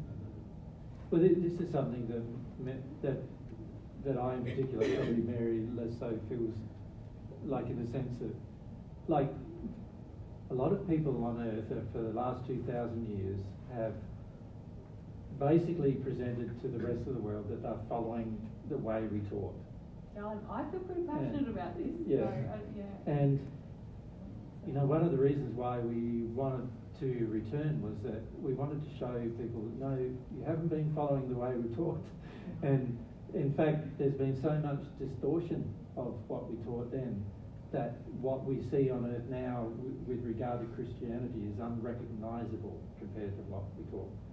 And, you know, once you have the ability to be able to come back, which, you know, like I said earlier, we realised in 1935, or equivalent of that time on Earth, that we could. You sort of start to develop a longing to come back, because it's like it gives you all this potential opportunity to address the lack of truth everywhere, but particularly in the very thing that claims to be the thing that you set up. Like the Christianity claims that they're following my teachings, and yet in a lot of ways they're blasphemous towards my teachings. And so you know, this is something that we've been concerned about for a long time, and once we found the opportunity, the possibility of coming back, we wanted to. And the reason why coming back is effective is because it gives you the chance again to say it all face to face. And then on top of that, in this life, there's technology and recordings and other things which all can assist the process. But as you know, sitting in front of your telly, it's not the same experience as having been confronted face to face about matters. And so this is why Mary and I want to do these trips coming up, you know, as Mary mentioned earlier with Divine Truth. So even though there's all this God's way things happening, we sort of see the God's way things as still quite secondary to us being able to share God's truth with people all around the earth. And God's way, hopefully, with the people who are developing God's way, will then be able to carry forward the assistance that is required or given by their desire, by a small group of people's desire to share, to continue sharing that truth, even when Mary and I are not around. And this is why, you know, it's important for us that both things occur. And this is also why, for the last 8 years, we've spent a lot of our time establishing, like, God's way in Australia first, so that we can at least get, you could say, a blueprint sorted out as to what may be able to happen in other countries. So we're very keen to see these things happen in other countries, but again, it's going to be based upon the love people have and that developing. And we see there's a lot of opposition to that. And to be honest, there's also a lot of desire for that, but it's confused desire, I would call it. And what I mean by that is that there are a lot of people around the world seeking truth, but they don't think they're going to hear it from a guy in Australia claiming to be Jesus. And they generally, therefore, also feel that it's also quite difficult to find what that truth would be from other sources. And so a lot of people would like there to be truth, but when someone like myself starts to say, well, this is the truth, they then go, oh, you know, that's just a cult leader trying to get a cult started and all those kind of things. Now, as you can see from what we've described, we're not trying to get a cult started. What we're trying to do is we're trying to get information shared. That's our goal. So when people ask us, what do you do for your life? We say we're public speakers. We teach spiritual truths. We're public speakers who teach spiritual truths. And they say, you know, oh, what's your website? So search your website, and then they go, oh, you're saying you're Jesus. I say, yeah, I am Jesus, but all I am is a public speaker sharing spiritual truths. You know, I'm not God's, you know, special son in the sense of special, in the sense of unique to, you know, I'm not anything more worthy than yourselves. We're not any better than yourselves, except for the fact that we have received more of God's love, and also we've also received more of God's truth, right? And that's the only thing that's different between you and I. Aside from your personalities, of course, which are all different to mine. Thank goodness, right? Imagine if we had to deal with 100 AJs in the room, or 100 Jesus in the room. That'd be pretty tough. I'd find that tough. I think I'd have to go somewhere else. But now that I've got 100 of you in the room, or 50, 60 of you in the room, I can enjoy it a lot more, right? And so the key thing to do is to learn how to become yourself, but also to apply the truths. Like, if you apply the truths, happiness is going to be the result. And if you don't apply the truths, you'll kick yourself later. You will, because at some point down the track, probably in the spirit world, if you don't apply them now, in the spirit world after you've passed, you'll realise you had an opportunity to apply them while you're on earth, and you could have made a whole heap of changes while you're on earth, and you could have enjoyed your life on earth better, as well as when you arrived in the spirit world, it would have been more enjoyable as well. And so, you know, when you look back with regret, sometimes the regrets are worse than any other feeling. As when Mary channeled Eugene, remember yesterday, was it, or the day before? Yesterday. Yes. You know, you can see from him that his regrets were pretty potent in the sense of his pain.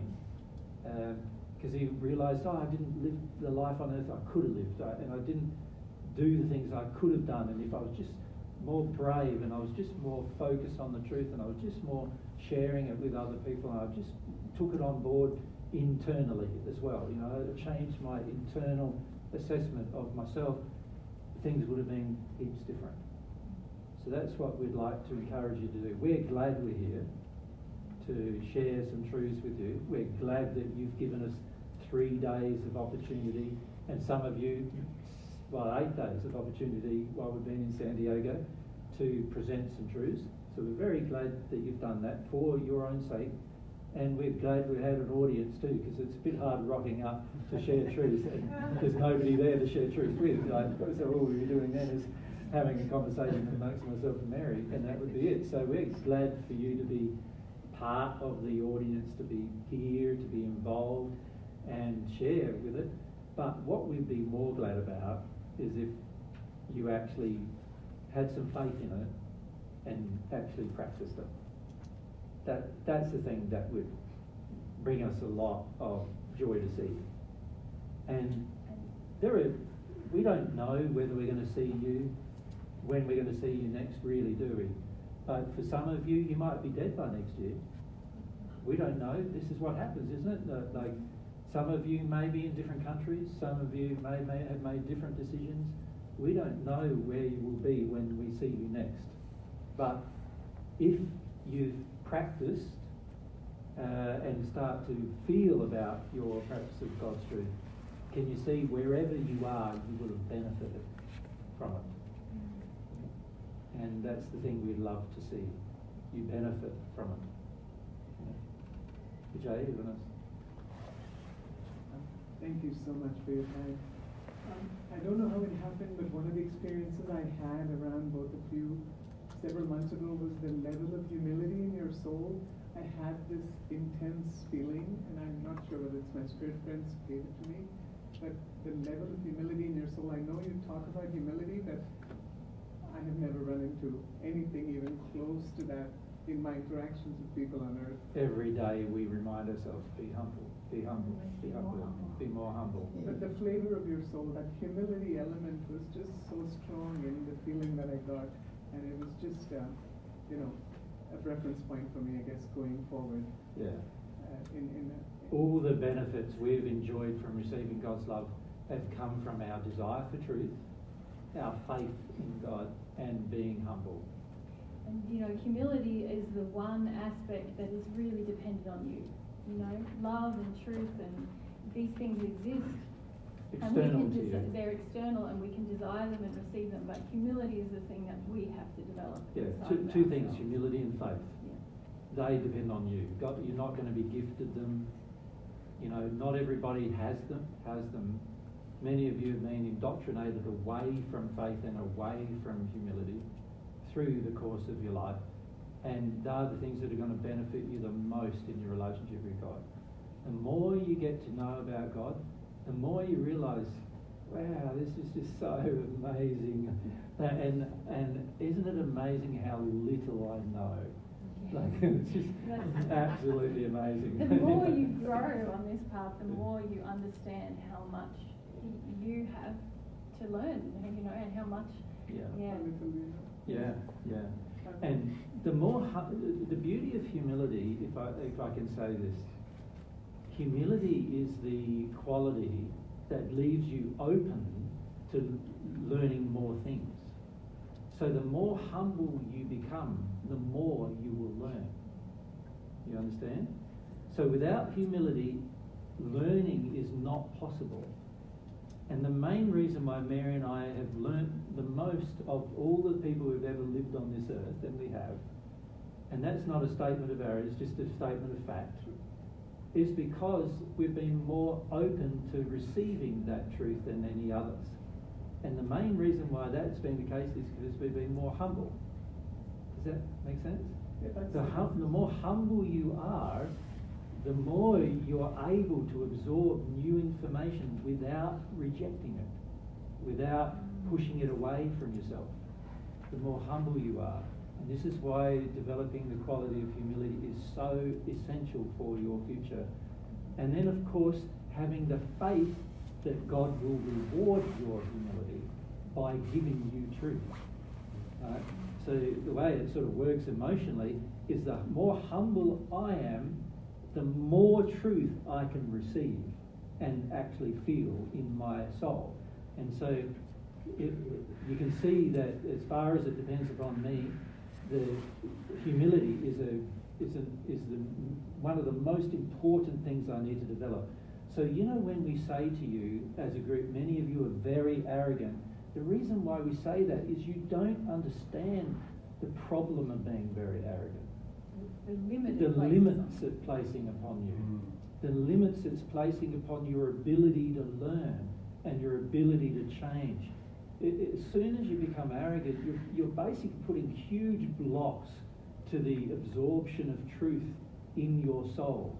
And that's going to cause huge problems for your future, because the more you resist the truth, the more unhappiness is probably going to be the result. Truth is what opens up all of your future for happiness. And so the quality of humility is such that unless you develop it, you will find yourself very resistive to truth at all times, and therefore very resistive to making changes in harmony with what God's design of you is.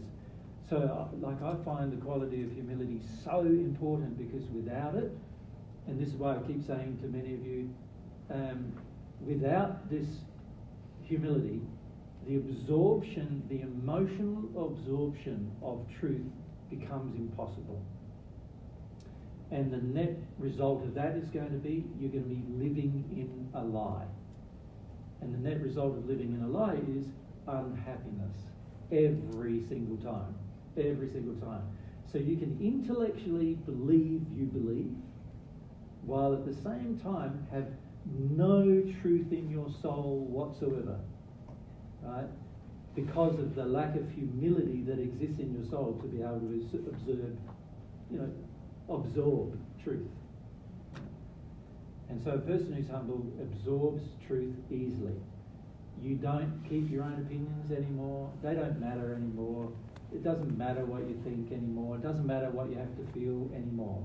Your emotions don't matter anymore either, because if you've got to feel what you've got to feel, well, feel it, There's no other answer to that, to just feel it. If you've got to let go of false beliefs you have, well, let them go, because the more you let them go, the more humble you become. The more humble you become, the more truth you'll absorb. And so the only way that you're going to find yourself progressing for your future is to develop those two primary qualities, humility and faith. Humility and faith. The truth is external. The only way it's going to become internal, remember we started our discussion, didn't we, on Friday like this? The truth is external. The only way it's going to become internal is by you exercising faith, which, remember we said this morning, is a soul aspiration for it. And then also by being humble, because without humility you will not absorb the truth presented. You will not be able to. Yes, in summary, when I did the homework yesterday, that's what came out. Yeah. The level of resistance inside me that I had to work on in different areas in my life. Yeah. Was the theme of the individual things. Yeah. And so after a while, what happens there is you end up recognizing that actually it's almost like forget everything else for a moment. There's really only two things I need to do. Right, so you know how most of us are worried about our life, and we're worried about our families, and we're worried about, getting enough money to live, and we're worried about all sorts of things. Really, there's only two real things that we really need to worry about that is going to help the rest of our life. And the first one is to develop a soul aspiration to change in harmony with God's love. The second is to develop the humility to accept God's truth. They're more important for your life than any other pursuit you could have. And ironically, by pursuing those two things, a lot of other truthful things will come to you that you'll also enjoy pursuing, right? So, but if you have that as your primary pursuit, a lot of things will change. As I said, I think on Friday, seek first that kingdom and everything else will be added to you.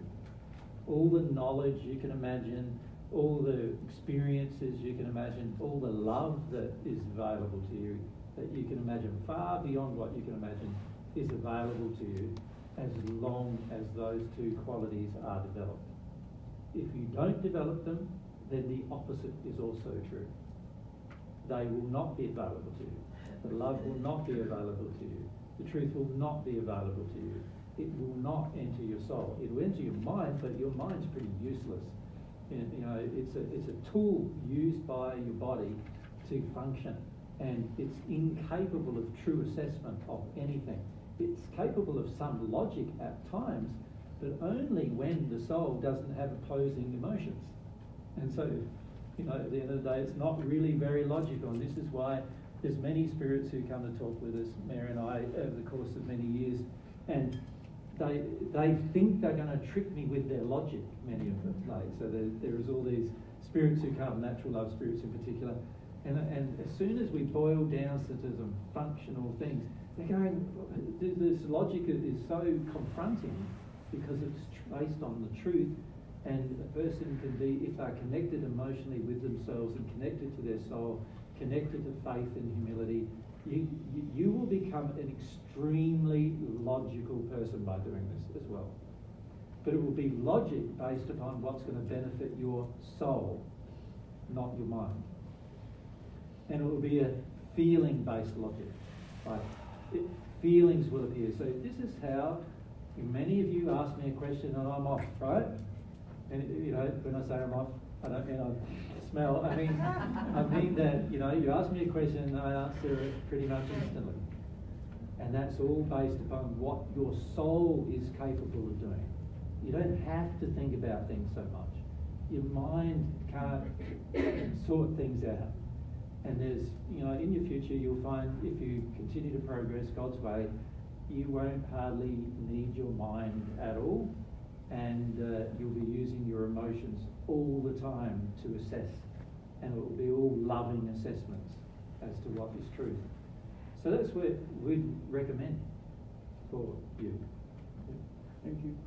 Just one other question, which is probably on a different topic, but related. One of my Catholic friends who came for one day and didn't come back quoted John 14. I'm not a Bible. I don't claim to know the Bible, but I did look up that verse about where you say, "I am the way, and the way to the Father is only through me." Yeah. And so his logic was, well, I have to believe in Jesus being special because without that, if he were like us. Yeah, but I wasn't saying when I said those words. I did say those words, but I wasn't saying that I'm special. I was saying, like, the very first person who learnt these truths was myself. So the way you're going to learn them is from somebody that I've shared the truth with, whether that's me personally sharing it with you, or somebody I've already shared a truth with that's sharing it with you. And that's just the way it is. It's like there's a first person doing everything. You know, there's a first person who designed the first plane. There's a first person who started doctoring. There's a first person who started every form of thing you can think of on earth. If there was somebody who was first, I just happen to be first at this thing, right? Now, there's a benefit to listening to the person who was first, and that is they probably know the most about it. It's just the way it works, right? They've had the longest experience with it, of course. So our soul has had the most experience with God's love than anyone that has come from this earth. I'm not saying from other earths. From other earths, there are similar people to ourselves who were first. And we will remain the first because we were first. It's as simple as that. And, you know, that's how it is. It's just when you're first, well, that's what it means, you know. So listening to somebody who's the first is going to help you, not out of a competition or anything like that, but because they will show you the way. And that's why I said in the first century, I am the way. If you follow my life, you'll follow the way. how I live my life is the way, right? That's the way God taught me to live, and that's the way that I'm teaching you to live, and it's one way. It's not multiple ways, there's one way. And that's why I became the way. It was just through being the first one who found that truth, that's all. And to me, it's a unique, the feeling in me is that it's a unique privilege, right? And so I am very aware that without God's help and without the help of some of my spirit friends in the first century, I probably wouldn't have found the way, right? So I don't even sort of see that it's me finding the way. It's just, it came upon me sort of thing. And through God's help and through the help of others, and many others actually, some of whom are still helping Mary and I today. And so for me, it's just, we found the way, this is the way, it works, it's God's way. If you can follow the way, it'll be great for you too. You know what I mean?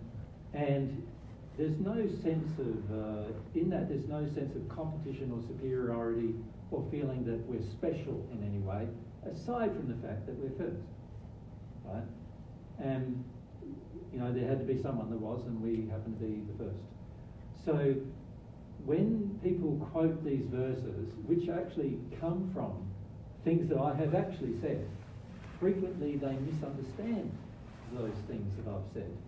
So the very man, was it a man, I think? Yes, who came, you know, the Christian man who came, you know, first weekend in San Diego or something, and, you know, said he couldn't listen anymore because he wants to believe Jesus is the way. Well, ironically, I am. But he just didn't recognise it, which is quite sad in a way, because he was expecting something else. He was expecting someone who was superior or acted superior, acted like he had to be honoured and respected and whatever. That's not how we feel. So, and we're never going to feel that. And other Christians expect what, you know, other books of the Bible say, you know, that I'm going to come with a horde of angels, which, by the way, I have. You know, we have lots and lots of celestial brothers and sisters who are helping us on what we're trying to achieve on earth. And so I have come with them, but they just can't see them, of course, so they don't recognise that. But they also say that he'll come and destroy the wicked. Well, that's something I'm never going to do either. God won't even do that, so why would I do it, right? Then I'm portrayed in the book of Revelation as a man riding a white horse coming in the clouds, you know, to destroy the wicked and redeem the righteous and reward the righteous with everlasting life. I can't do that. It's not mine to give, right? God give you that everlasting life. And whether it's immortal life or not, well, that's going to be determined by how much of God's love you receive. So a lot of these things that are said in the Bible, there are explanations to them, but the average person's not prepared to have a conversation long enough to look at the explanation. And this is what we found on Wednesday when we had a chat with our minister friend. It was the same thing. He wasn't prepared to sit long enough with the answers to even understand their explanation. And we find that everywhere we go. And that's just a general drawback of being Jesus, to be honest.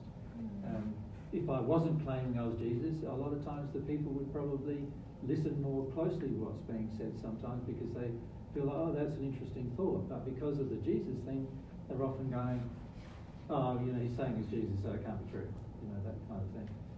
And so that it creates a difficulty, but at the end of the day, it's not a difficulty that we didn't foresee. We foresaw that difficulty would be there. But it's still a necessary part of what we teach. Because to be truthful with you, we have to be truthful about who we are. And if we thought we were Jesus and Mary, but we'd never said that to you, that would be very dishonest on our part to do that. So that's something that we can't do. Even though many of you would like us to ignore that we are such people. You know? So People say that to us. yeah, a lot of people say that to us. If only you could just not say that. If only you had never said that, then I could listen to you. You know, we've had that said to us thousands of times actually. And you should see how many, our inboxes are full of Christian people emailing us about the very people who say they're following me, emailing me, telling me why I can't be Jesus, and giving me a lot of Bible verses as the explanation as to why, without any understanding whatsoever about what I'm teaching or anything else.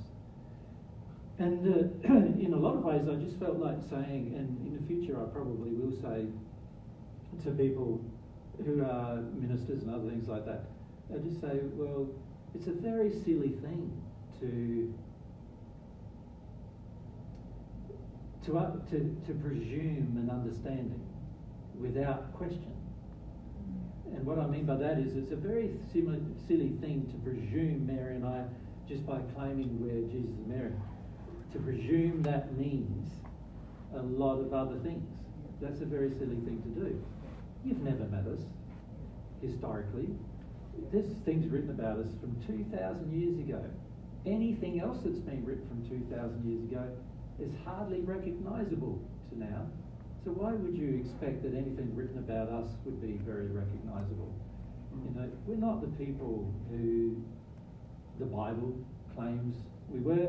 And even the other half of my soul, Mary, was only mentioned like 3 or 4 times in the Bible. Like, and she was with me for the entire time.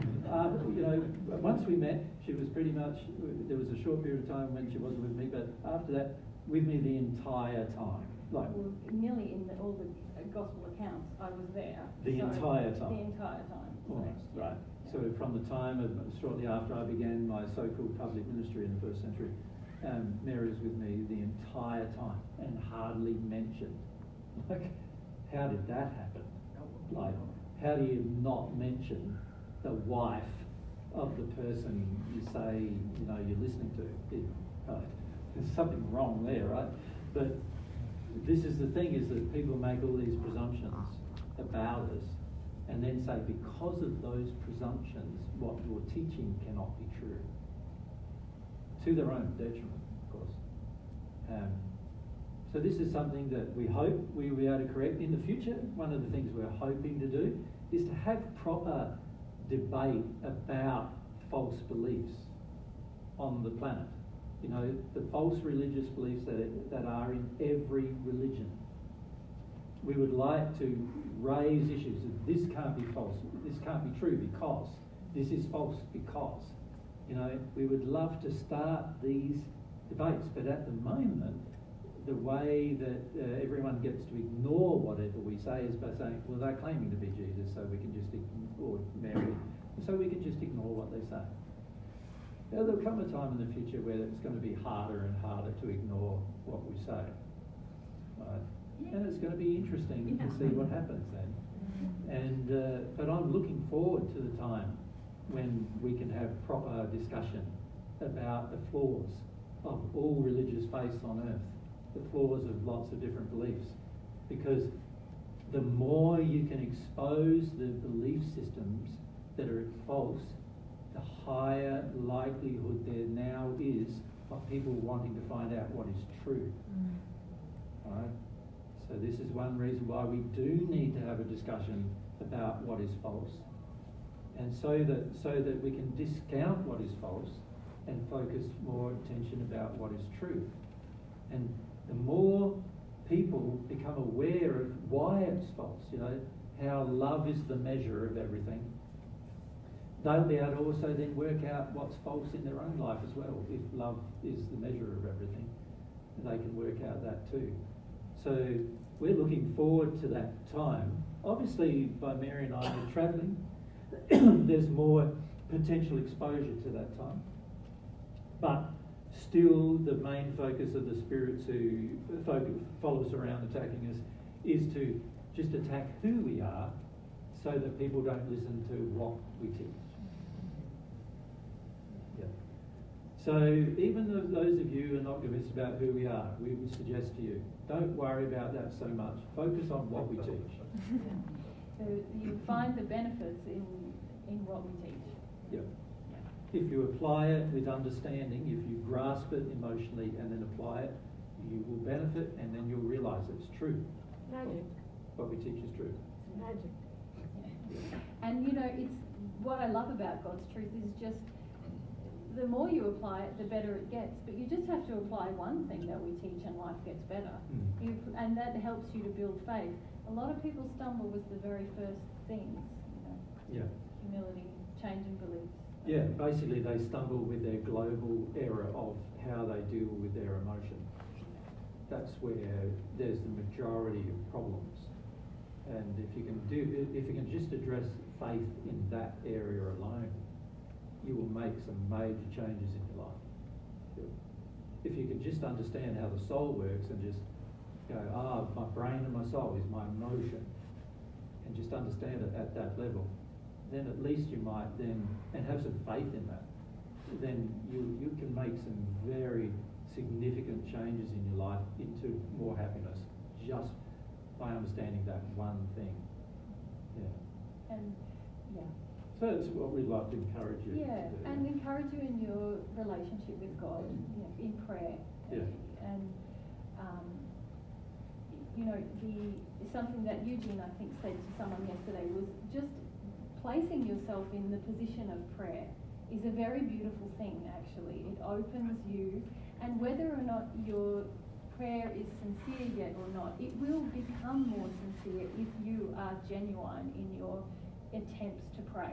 Yeah. It will show you your blocks, and if you're humble to those, you will become more and more sincere until you do have a proper longing for God's love. And once you establish that relationship, then everything can change.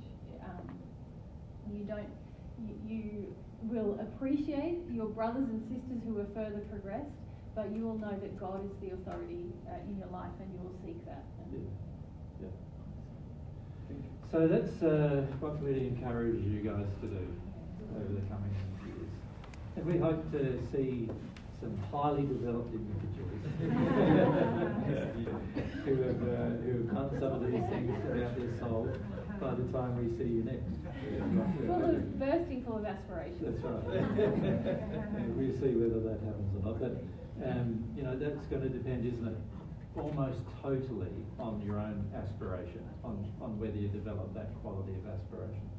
Yeah. But I just want to mirror your comments there about thank you for your participation. Your participation in these groups that we hold really helps us to explain and draw out and demonstrate all the principles that we want to teach to many people. And you coming and participating and being yourself, and the more you do that, the better our discussions become. So thank you for being here and doing that. Yeah, that's great. All right, guys. Well, it's time for ending the day.